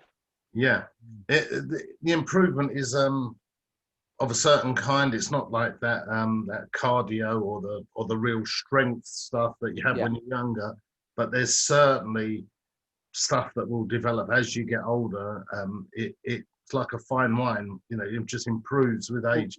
And that's from having that foundation, and it's gone back to that foundation, which builds the body and it bulletproofs the body, and it provides the power that will see you through years and years and years, rather than a short-term fix of just developing your muscles and you know, it's the structure in the body. And I think your health, if you're inquiring and searching all the time as well, improves your mind. It's your mind, your body, and when you feel good, and I think your spirit, that how you feel improves as well. Definitely your general well-being and everything, and then Yeah. that's why you've got to enjoy your practice, because when you enjoy it, you're happy. When you're happy, you're healthy. When you're not happy, you're not healthy. It's that mind-body correlation as well. If you're under a lot, people who are under a lot of stress have a lot of problems in their life, will get physical issues as well. Yeah. And there's no answer to that. I'm not saying that practice Yichuan and all your problems will go away. It will, won't it? With all of your stress. Of course it will. Yeah, just sign here and pay this money to my bank account. I promise it will. I want to go back just a little bit in terms of, so your Sifu in Hong Kong. So yeah, 2 Sifus in Hong Kong. Yeah, but your first one when you went to Hong Kong, Sifu Chan. Yeah, Sifu Chan. So what was your first kind of what was your first going to? What was that like? That was an interesting story, actually. Yeah. So that was in the Qingmu Association in Jingmo. Right. And I had found the contact details for that. I got a friend of somebody, because they had the menu of the different lessons that were on. I love that menu. Yeah. So I went in there, and there was somebody who didn't speak any English. I didn't speak any Cantonese at that time, or very, very little. And someone just put a menu in my hand. And it was the days of the week in Chinese, and then it was whatever style it was. So I had no idea. It could have said sweet and sour pork on it. I had no idea what it was. So I had to take it into work and then ask one of my colleagues, like, is there anything on here that says anything like Yichuan or Xingyi or anything like that? And he was like, well, that's Wing Chun. And that's, yeah, it's on a Thursday night. There. And I was like, what time is it? Okay, it's 7:00. All right. So I went back with the menu in my hand. Yeah. And that was the first week I was in Hong Kong. Why? Yeah. So so that class has got an interesting background. So the original senior student of Master Han, of my grand teacher, was called Ip Hei Sing. And he was still alive, but he was sick at that time. He had very bad, he had stomach cancer. So he was no longer teaching. Unfortunately, I never got to meet him, and he passed away a few months afterwards, but I heard he was very, very high level. So Chan Tat Chun was his younger brother. So he had just started to teach the class, because Master Ip was obviously on his kind of final days and too sick to teach. There was another student teaching the class. There was 2, and he was a senior student of Master Ip. So technically, by Chinese level, the younger student of Master Han should have been fully teaching the class, but there was a little bit of a, let's just say, politics in the class, and certain connections that other teacher had, and his private life and what he did and all that kind of stuff. So the class was quite loaded. It was a loaded atmosphere when I went in there. It was not a friendly place. Right. And there was a clear division within the class of 2 teachers who were teaching the class at the same time. Wow. Who didn't like each other and who had very different backgrounds. And one had a more criminal background, and the other was a more virtuous man of integrity kind of thing. Hong Kong film there, isn't it? Yeah. But this was not a big class. It's like 15, 20 people. Right. So, and this told you what the environment was in there. So it was very crammed. It was loaded. So my first class in there, we just started. I just had to follow. Nobody really spoke any English or anything like that. And obviously we started doing the Jam Jong. The other teacher got to me first, and he didn't speak any English, and he started to correct and move my postures and hand around, and sort of got in there, and he sort of stepped back and looked at me, and next thing I knew, bang, he just punched me straight in the face. Really? So through my guard, my hand went back. I wasn't expecting. My hand went back into my face. I had claret coming down, so my nose just started to bleed straight away, and I was like, "What the fuck?" Yeah, exactly. Where did that come from? What was that? And then I'm like that, and he's like, you need to do it strong. I'm like, well, I realize that now. Yeah. I kind of would have been nice if I knew you were going to do that, but beforehand. So I didn't really get a close connection with him straight away. And I didn't sort of feel like this is That's someone, surprising. yeah, I didn't really feel. Sifu Chan had sort of watched this from a distance, and I think he felt a bit sorry for me. So he came across and he spoke a little bit of English, not much, but a little bit, and then said, you need to move your elbow down, you need to relax your shoulder here, you need to feel like you're squeezing here, and curve your joints and sit like in a high bar stool, and your back straight and tuck your chin and all that kind of stuff. And I kind of figured they probably thought that this guy's not going to come back. Yeah. Anyway, and I did think about it, to be fair. Wing Chun knife attacks. but I do like a challenge. Yeah. And I do, and I thought I'm not going to let that put me off. But I didn't, so I went back and I didn't get hit again. And I had both teachers teaching me and correcting me and saying slightly different things. Yeah. This went on for probably about the first month or two, and then it kind of spilled over, and one night it was kind of, right, this group's leaving, this group's staying here. Which group do you want to go with? Do you want to go with this teacher who's they're going to go and train in another place, or do you want to stay here in Qingwu with Sifu Chan? So it wasn't really an option for me. There was no decision to make. Yeah. One teacher had been quite nice to me, and the other had hit me in the face. Although I don't think he meant it really nastily. He didn't do it again. I think he was just, just an example. Went like a little bit further than you probably intended. Yeah, he probably thought I had a stronger. He probably thought, my jam jong might have been better and stronger, and been able to have at least stopped it. So whatever, it didn't matter. But it was no question for me. So I ended up staying with Sifu Chan, and then and it's funny because we laugh about it now, and we talk because he speaks quite a lot of English now. And I always say your English developed a lot faster than my Kung Fu.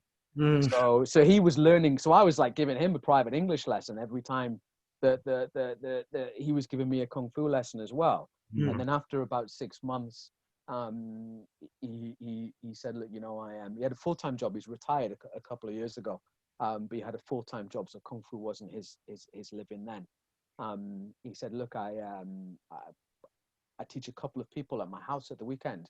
You're more than welcome to come along on a Saturday morning. Yeah. And train. That's the ticket. Yeah, exactly. And that was the ticket. Yeah. And there was like 2 people training with him from that class, long-term students. They go from 20 to 2 or 3. Yeah. So I started training, and then we had another conversation, and he said, look, where do you work? And I was like, well, I work in Causeway Bay. And he was like, well, I work in Wanchai, and if you want to do something during the week, one night after work. So then we started training another night during the week, and that was just him and I as well. Wow. And our relationship really developed, and in the true Chinese sense, he really became like a father to me. He really took me under the wing, and had me at his kid's wedding. He came to I had a small wedding, and he was a guest there as well for that. We spent Christmas Day together, so he was quite curious to know what a Western did on Christmas. So we cooked Christmas dinner at my apartment, and brought him, and Seymour came across as well. Beating KFC. Yeah, exactly. Yeah. So it was kind of a funny relationship, because I don't get the impression he'd spent a lot of time with Western people beforehand. But he was very curious and very open. But he's a very polite, quite a reserved man. So it was really good.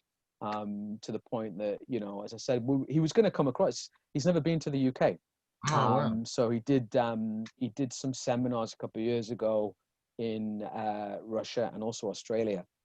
I was going to bring him across this year, but of course we had to can that with everything that happened. Hopefully it will happen next year. And the other thing with him is that the other thing I found out is about a year into training, because I was training other things, and I was learning some Bagua. And he said to me, show me your Bagua. So this is about a year over at his house, and he was kind of like, it's really not What are you doing? backwards. Yeah. Basically, why are you doing that? And he said, well, you also know that I do bakwa. I said, I didn't know you do bakwa. And he said, yeah, I've been doing bakwa for about 15 years. After Master Han died, I found a teacher in Beijing, and I do this really unusual style of bakwa called Magway style. So he taught me that as well for quite a few years. And luckily for me, and this is again, sometimes as a Westerner, you can end up in these positions, because I think he felt sorry for me because my Kung Fu was so shit.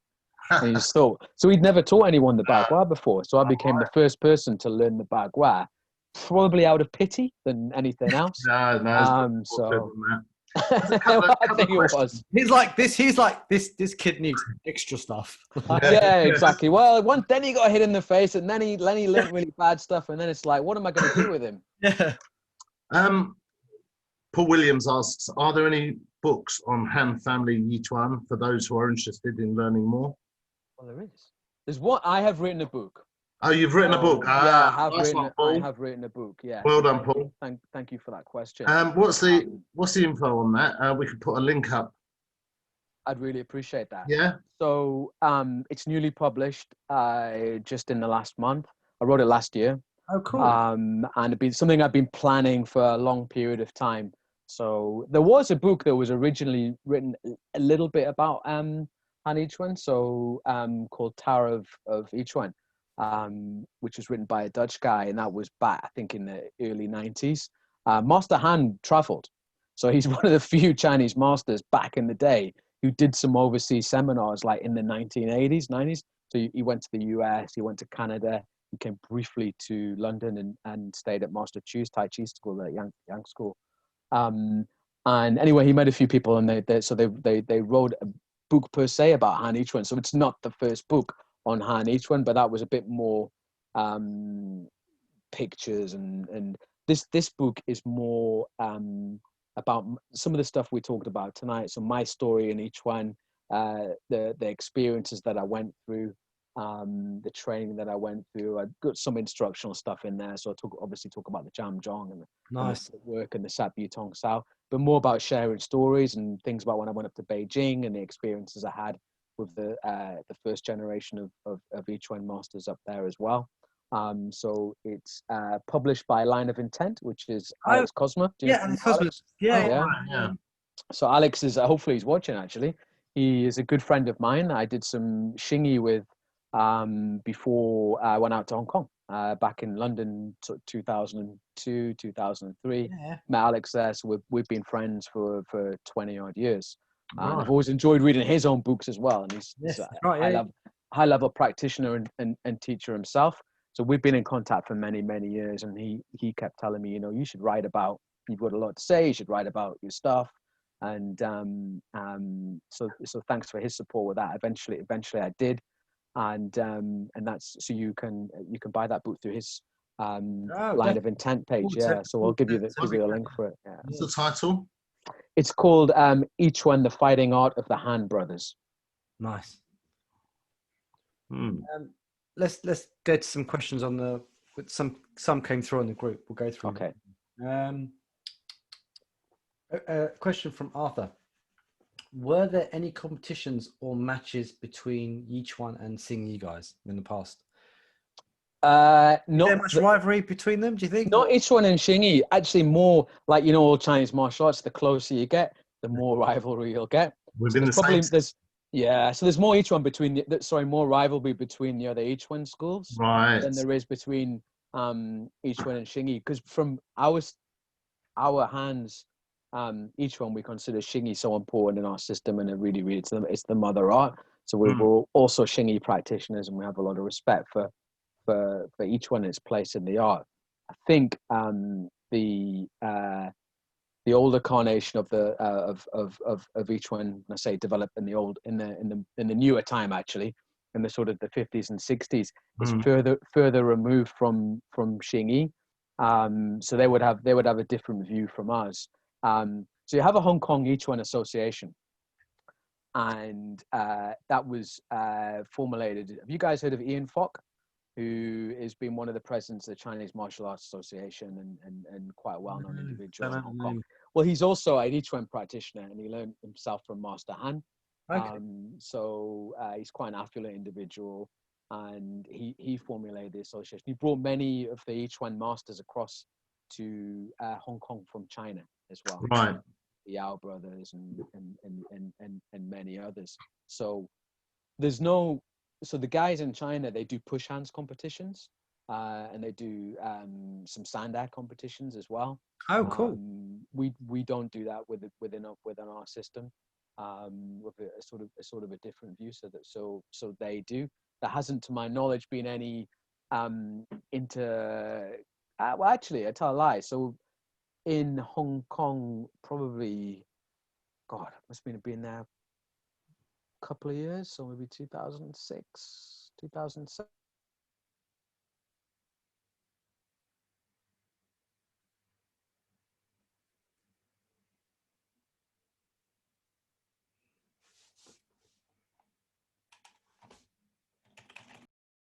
Was there a specific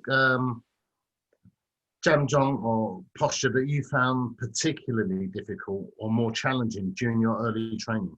Ooh, that's a good question. So yes, in my background, All of them. they all were. There wasn't one that was easy. So because I'd done quite a lot of physical training, not bodybuilding, but strength training, kettlebells, all that kind of stuff. I found any of the jongs when my arms and my shoulders would be coming up, it was harder to relax this whole area of the deltoid, the traps. The clavicle. So we have one jam jong posture, which is up. The arms are wider apart, but I'm showing my camera kind of here. So the arms are at head height. You're still dropping your elbow and your shoulder down there, but you'll start to feel a lot more stress on here if you can't relax. So because when I first learned that, because I couldn't relax, and because I had tighter muscles and when you around there, it becomes harder. So that was very, very difficult for me at first. And you always have this debate about, can you do physical conditioning exercises in Kung Fu, especially with internal styles? You can't do that. It'll stop your chi. It'll block your body and all that kind of stuff. And coming from a sports science background, I've always really wanted to show that's not the case. That if you can develop a connected body, just because you can develop some strength doesn't mean you develop tight muscles. Everything's about balance and different attributes, and developing flexibility and agility and all that kind of stuff. But nevertheless, when you've got slightly bigger shoulders and you've got them up in that position, it's going to burn more. So the lesson that I learned around that was that, and people say that the two things don't mix together. One thing I'd agree with is, when you first start learning, if you are doing a lot of weight training types of exercises, kettlebell, even push-ups, even calisthenics, chin-ups, stuff like that, and you're trying to build that connection through the jam jong, it can definitely slow the progress. So for the first 6 to 12 months, it's better to ease off on that stuff and just focus on the basic training and get that into the system first, rebuild your body, rewire it, and then go back to it afterwards. It was difficult because I was also competitively boxing when I was in Hong Kong. So I was doing white collar boxing fights and training really hard for that. So a lot of the physical training that came from that, I not necessarily lifting weights, but even doing lots of push-ups. Boxing training, bag work. It's taxing on the body, and it's because you need to have that strength endurance when you're in the ring, which is a bit different from the concept of Chinese martial arts. We're not trying to fight over a long period of time. We're trying to produce power into 2 or 3 hits and kill the guy quickly. We're not trying to do 5 3-minute rounds.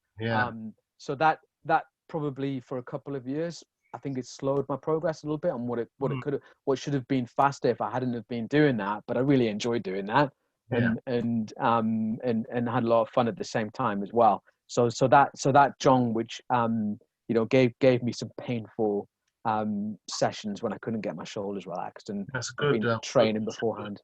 Good kind of feedback from it as well. Yeah, and also, well, we're talking about books. So I'm not trying to do plugs here, but the second book that I've written, which hopefully will be published before the end of the year, Alex Cosmo, if you to finish that off, would be strength conditioning for internal martial artists. So I've written that sounds specifically interesting. about that. Yeah. Give us those links, and we will add it, or Nish will add it to this vid when it goes on, so people can source those. Brilliant, because I think that is a big common myth that people can't do physical training alongside Kung Fu at the same time. And I think I really believe that you can. You just have to have some thought on how you program it. I mean, and my view on it is that you do if you're doing weights or something like that, you do the weights and it tightens the muscle up. So then you need to do the softer stuff, and as if it's like getting the chi to flow through that again. And once it has, then you've got bigger muscle or whatever, and you've got that the chi's flowing again. But because you train regularly and you do one, then you do the other. I view it differently. I look at anything that requires hard work or hard effort. It's gonna make you physically stronger. Or we can talk about whether it's functional or whether it's this or whether it's that. Yeah. But anything requires you to, like, even picking up something heavy. You doing that? Look at these old, like I've training with, whether it's Kung Fu or whether it's boxing MMA. Like some of these guys that are like hardcore laborers, whether they're scaffolders or bricklayers, or whatever, and that's what they've been doing for years. When I train with these guys, they don't realize how just naturally heavy and strong they are. Like dense tendon power that comes from doing that kind of thing. Back in the day, we you won't remember, Al, but we used to have a guy that was a bricklayer from, like, he left school and that's what he did from when he was like 15, 16 up until when I met him in his phase, that's all he done. Bricklaying, all of this stuff. My days, when that geezer grabbed you, or when you trained with him, or when you're doing that's power. He's training power like 12 hours a day. Like that's all he did. And I was like, and that was a big thing for me, because I was like, what? And his forearms, naturally, his hands were just heavy, thick thing, and he wasn't aware of it. Maybe he was, but it was his natural body. That was his natural body, just from years. But you raise an interesting point, because remember, a lot of these styles of Kung Fu, they came out of villages. They were farmers, they were laborers, they were workers. So they did strength work. So they did. We don't. Well, I don't think you guys do. You don't work on a farm. I don't, but if I did, so if you were like carrying cows around all day and stuff like that, then you'd have that kind of strength. So if we don't do that training now, we don't live in that environment of farming, of manual work and things like that, and we just do the Kung Fu, we're not going to be as strong as what they were. We have to do something else on the side. And that's how I see it. And I really like the point of this whole kind of grease the groove. Little and often, and build the habits into the body. It's really important. It's really important. And you've got to remember, all of us are trying to develop whole body power, so we can utilize the maximum amount of weight in our body into one strike. Now, I'm not saying we're all going to eat and we're going to eat cheeseburgers and be 300 pounds and then we can put more power in there. But there is a basic physics point there, that if you're stronger and you've got more mass, force equals mass times acceleration, you're going to produce more power. I think that's the bigger they are, the harder they hit. The smaller they are, the further they fly. Did you answer that question from Chris? Al? I did, yeah. I've got one more one. Just a brief one. It might be brief. Do you do conditioning in terms of like limb conditioning, body conditioning, or anything like that in the system? We don't, because it goes back to the whole concept of you're occupied with your own body's condition and where your limbs are, rather than doing anything about hitting. Right. But the condition of the body that comes through the jump jump. So we talk about the store and the releasing energy, and then we release, we're in a very relaxed state. So it's a bit like, when you hit something and you're relaxed, you get less impact that goes through your body. It's like the old story of, somebody falling off a balcony, but they're asleep and they hit the ground, they can survive because the body's relaxed. So rather than us trying to create tension and grab the muscles to hit and condition bang, bang, bang, bang, bang, which we would see that as it's a level of Kung Fu, but it's an external martial art. But our level is to transmit power through. Right. So we don't feel that we need to condition with that. Are there weapons? That's the engine, the specific engine of the system. Are there any weapons in Yichuan? Well, we use weapons to condition the body and to train. So specifically coming from Xingyi. Yep. So within the hand system, we use the long pole or spear, because you might have heard before Xingyi. One theory of Xingyi is it comes from the spear, and it looks like it does when you see like a bong chuan and straight punch. It's like spear work, or the pi chuan and chopping, or hung and all that kind of stuff. So we use the individual movements with the long pole. So it's not a form, but individual movements with that. Specifically within the hand style, because I mentioned Han's father was he was already very well skilled in Xingyi Bagua and Chinese wrestling. So we have some exercises with a short stick that comes specifically from Chinese wrestling. Oh, right, yeah. They're sort of their conditioning exercise where you roll the stick and then you squat at the same time, and then you do these kind of rolling I've exercises. seen them, yeah. Great stuff, yeah. Yeah, so they're very, very unusual exercises. So we do them as well. And also within Han Senior's lineage, they'll do some of the 5 elements with the broadsword as well. So with a heavy broadsword just for power, so when they're practicing kind of the chopping and bung type movements and power train, all we do with the sword. Just again goes back to the resistance work. So what's the if someone says I don't want to do any resistance or strength training, but you're quite happy to pick up a heavy sword and swing it around, well, exactly, yeah. Doing resistance and strength training, it's just it's functional at the same time. So if you want to train your quad and your hips, kettlebell swings is a pretty good way to do it. Yeah, agree. You practicing your forms and getting correct technique and alignment and stuff like that as well. But there's also modern methods that you can use to add into it that will be very complementary. Yeah, agree. Did you get around to Paul's question about seminars? No, I was gonna get around to that. You can do that first. Yeah, so we've got a question for Paul Williams. Where do you do seminars in the UK for those who are interested in trying the style out? Do you do any one-to-one teaching? Yeah, it's a good question. So I'm based up in the Northeast. But most of the people I'm teaching are in the Southeast. So I've got a student who's based down in Basingstoke, Neil, and he's got a group of students that he's teaching down there. So we'll generally go and visit them once every 2 months, and do full day training weekends, kind of seminars, but also training at the same time. So I'll just kind of call it group training. And then with that, I do private lessons. So I've got a couple of students that are based up here. I have a couple of overseas students that come over here once every few months, and then generally do like an intense weekend with me. They'll stay locally, like in a hotel, and we'll train 8-10 hours a day for a couple of days. And then like probably a lot of teachers have been doing more online Skype stuff during this period now. Yeah, which is interesting. Each one's not a bad system to teach online, because especially in the beginning, you're not moving around a lot, and you're getting people to do jam jong, and you're talking about the theory. So it's actually quite it's all. I mean, obviously, you always want to have hands-on teaching, and you can't do the testing element of it and stuff like that. But as a way to get people into the art, and then be able to give them that afterwards, not too bad for that. So that's been quite interesting. I have interest from my own kind of personal information. You mentioned that one of the main teachers came from a background of Chinese wrestling. Do you see elements of that in the Han style of Yichuan at all, in terms of whether an application or whether a concept? I know you have the.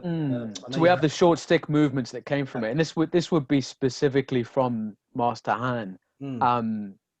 I don't believe that he taught a lot of it. Now I was lucky enough to get some very old black and white footage of him training and demonstrating, and he was demonstrating a lot of these wrestling techniques, and they were awesome, by the way. Yeah. But he didn't teach a lot of it in the concept of his Yichuan. One thing we do have is we have one jam jong which is called a dragon posture, which is kind of like a do this without moving my headphones off. It's you might have seen it. So the person's in like a long bow stance, and you've got outward force this way, and they're looking down. I have seen it. So that's like a shoulder throw. So the origin of that jong is most definitely comes from wrestling. Interesting. But what you are developing is a strong twisting, spiraling power across the waist, and it's a very intense, difficult jong. And you've got your shoulders along one line, and then you're pushing up here, you're pushing down there, you're turning your neck, and you're very, very low to the ground as well. It's an extremely intense, difficult jong, but that's from wrestling, and that's not one of the 8. That's oh right, separate. Yeah, the 8 are come within the basic parallel stance of like yeah. Interesting. Yeah, I was just going to ask if they're bilateral and. But some of the teachers, they have variations and I can see styles of each one, and then you have a combat stance as well, Xingyi Dacheng, which is you might have seen, which is like the shield and the spear like this. So it's a variation of here, but turn on to the side, and then you use from that angle. So it ties in very well with the question here from Mark Roberts. He says, "Hi James, very interesting information. In Yichuan, if you have a physical altercation, a fight, do you adopt a particular stance with your hands up, e.g. a janjong at the start or something else? What do you do?" That's a good question because, well, I try not to have too many physical altercations and fights these days, but, and I suppose it depends, it's a good question, but everything it depends, doesn't it? It depends on what happens. We can train for something, but then in real life, when whatever happens, I always say anybody can get sucker punched. And, no matter how good your Kung Fu is, if you get sucker punched in a bar by a 21-year-old kid who's full of steroids who does MMA, you're probably going to go down anyway. Yeah. But hypothetically speaking, though, so we've trained this position for hours and hours and hours on end. So this is our default. This is our go-to position, and the condition that you get from each one is a very springy, fast energy. Although it's heavy and it's hard when you hit. When you move, it's very springy. It's very twitchy. So we'd have this. It's kind of like an active guard, and we're constantly moving at the same time. So I would hope, and if anyone's listening, please don't come and try and test me out. But I would hope that I would default back to this. The theory of the art, you would default back to this position, which is the same as boxing and many other martial hands up as a protection. Exactly. Our hands up in this position here. And then by a very, very small movement, I can defend and I can hit at the same time. Yeah. And part of the structure that we look to develop is this 45-degree angle of the elbows. Yeah. And what that gives you is a slope. So you have friction.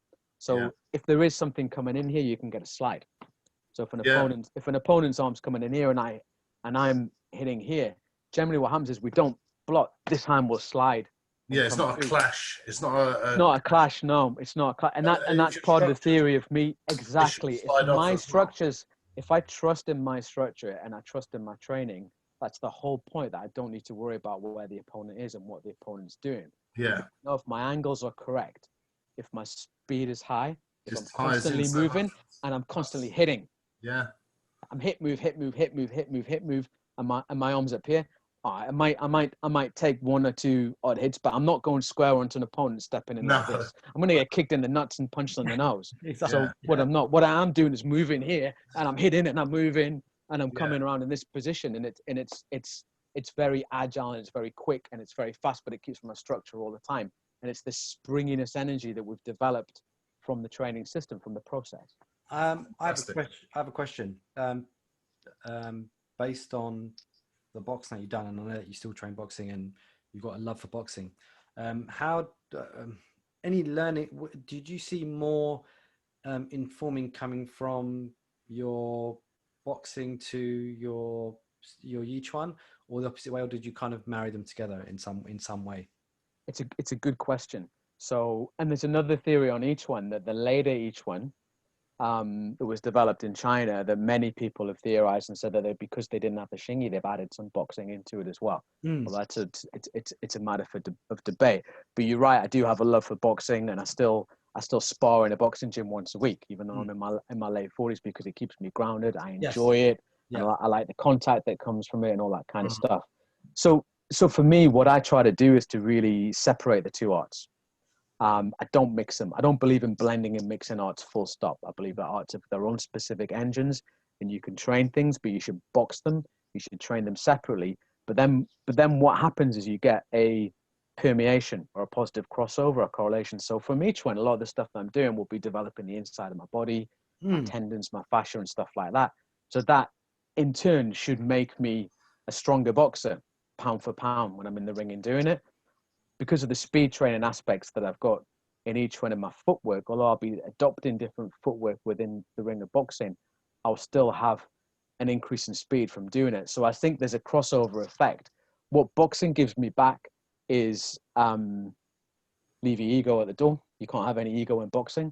A lot of people in Chinese martial arts, because they're not used to getting hit, and they think they're invincible, and they think they've got something really, really special. They carry around a little bit of a chip on the shoulder. Not everybody, but just some. It's a common thing that I've seen, and you know, and I think that comes when you practice an art, and if you've never had any contact at all, and you don't know. So if you go into your typical boxing gym or BJJ gym or Muay Thai, you don't see ego. You see people going in the ring, you see people losing, you see people helping each other, you see, you know, when someone gets hurt, you see concern, but you don't see ego of, you can't challenge me, do you know how long I've been doing this kind of stuff. But unfortunately, we see that a little bit sometimes in Chinese martial arts, and not in all schools, definitely, but in some you do. So I think I like the groundedness that boxing gives you from that side, that, you know, you can't be a dick.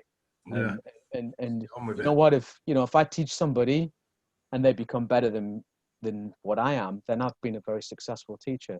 And that's a good thing. It's not about trying to keep my level up here and I'm the Sifu and all that kind of thing. So I like the coaching mentality of boxing, that is about trying to guide people and develop them and train them, which is I suppose a bit more of a modern concept. So I think, to answer your question, I think it goes both ways. Yeah, fantastic. Okay, good. So we're at that 2-hour mark, kind of where we do our cut-off. That went fast. It goes really fast, and it's really enjoyable though. Yeah, really enjoyable. I definitely. It's great talking to you both. Yeah, really, really good talking to you both. And we don't have any more questions on the group that I can see. So, I mean, from both myself and Alex, thank you for taking the time to speak with us on your Sunday evening. Really appreciate it, and for sharing with the Southern Praying Mantis group. I'm sure that they've got from it. We've had some good questions and a lot of people that have joined from the regular. So, you know, from our side, thank you for taking the time to share with us your experience and give us more information about Yichuan. I learned more. There's stuff I wasn't aware of. So I learned about your style as well. So it's two ways. And there's obviously a lot of synergies there. Yeah, definitely. So definitely interested in the books that you've written personally, and we'll share them with the group. Links. You're part of the group as well, so feel free to post anything. Thank you. Please do. It'd be really interesting for the group. So again, thank you again, and look forward to when all this craziness kind of dies down, or whatever happens, that we do in fact meet for some sort of yum cha or brilliant, or an exchange. That'd be fantastic. Yeah, well, I'm down there regularly, so I'd love to. Where do you go? You're Basingstoke mainly, is it? Mostly in Basingstoke, yeah. But I usually come through London. I'll stop in London. I've got, because I live there. Well, I've got friends there. So I normally we'll do a night in London as well. So I can definitely arrange for us to meet for the future. That sounds great. Yeah. And we do plan to try to meet up with as many of people that we've interviewed and stuff as possible, because just crazy times, we can't do it in person. But this has been fantastic for us. It's been fantastic for the group. And as Nish said, thank you very much for your time. Thank you for having me. I mean, you guys have got a great talk going on here. A lot of sharing. I can see a brilliant attitude that you have towards your training, which we definitely share. Which is the most important thing. Yeah. And I've really enjoyed talking to you both. So thank you so much for having me as well. Nice one, James. Thank you. All right. Take care. All right. Cheers. Bye, guys. We stopped live now.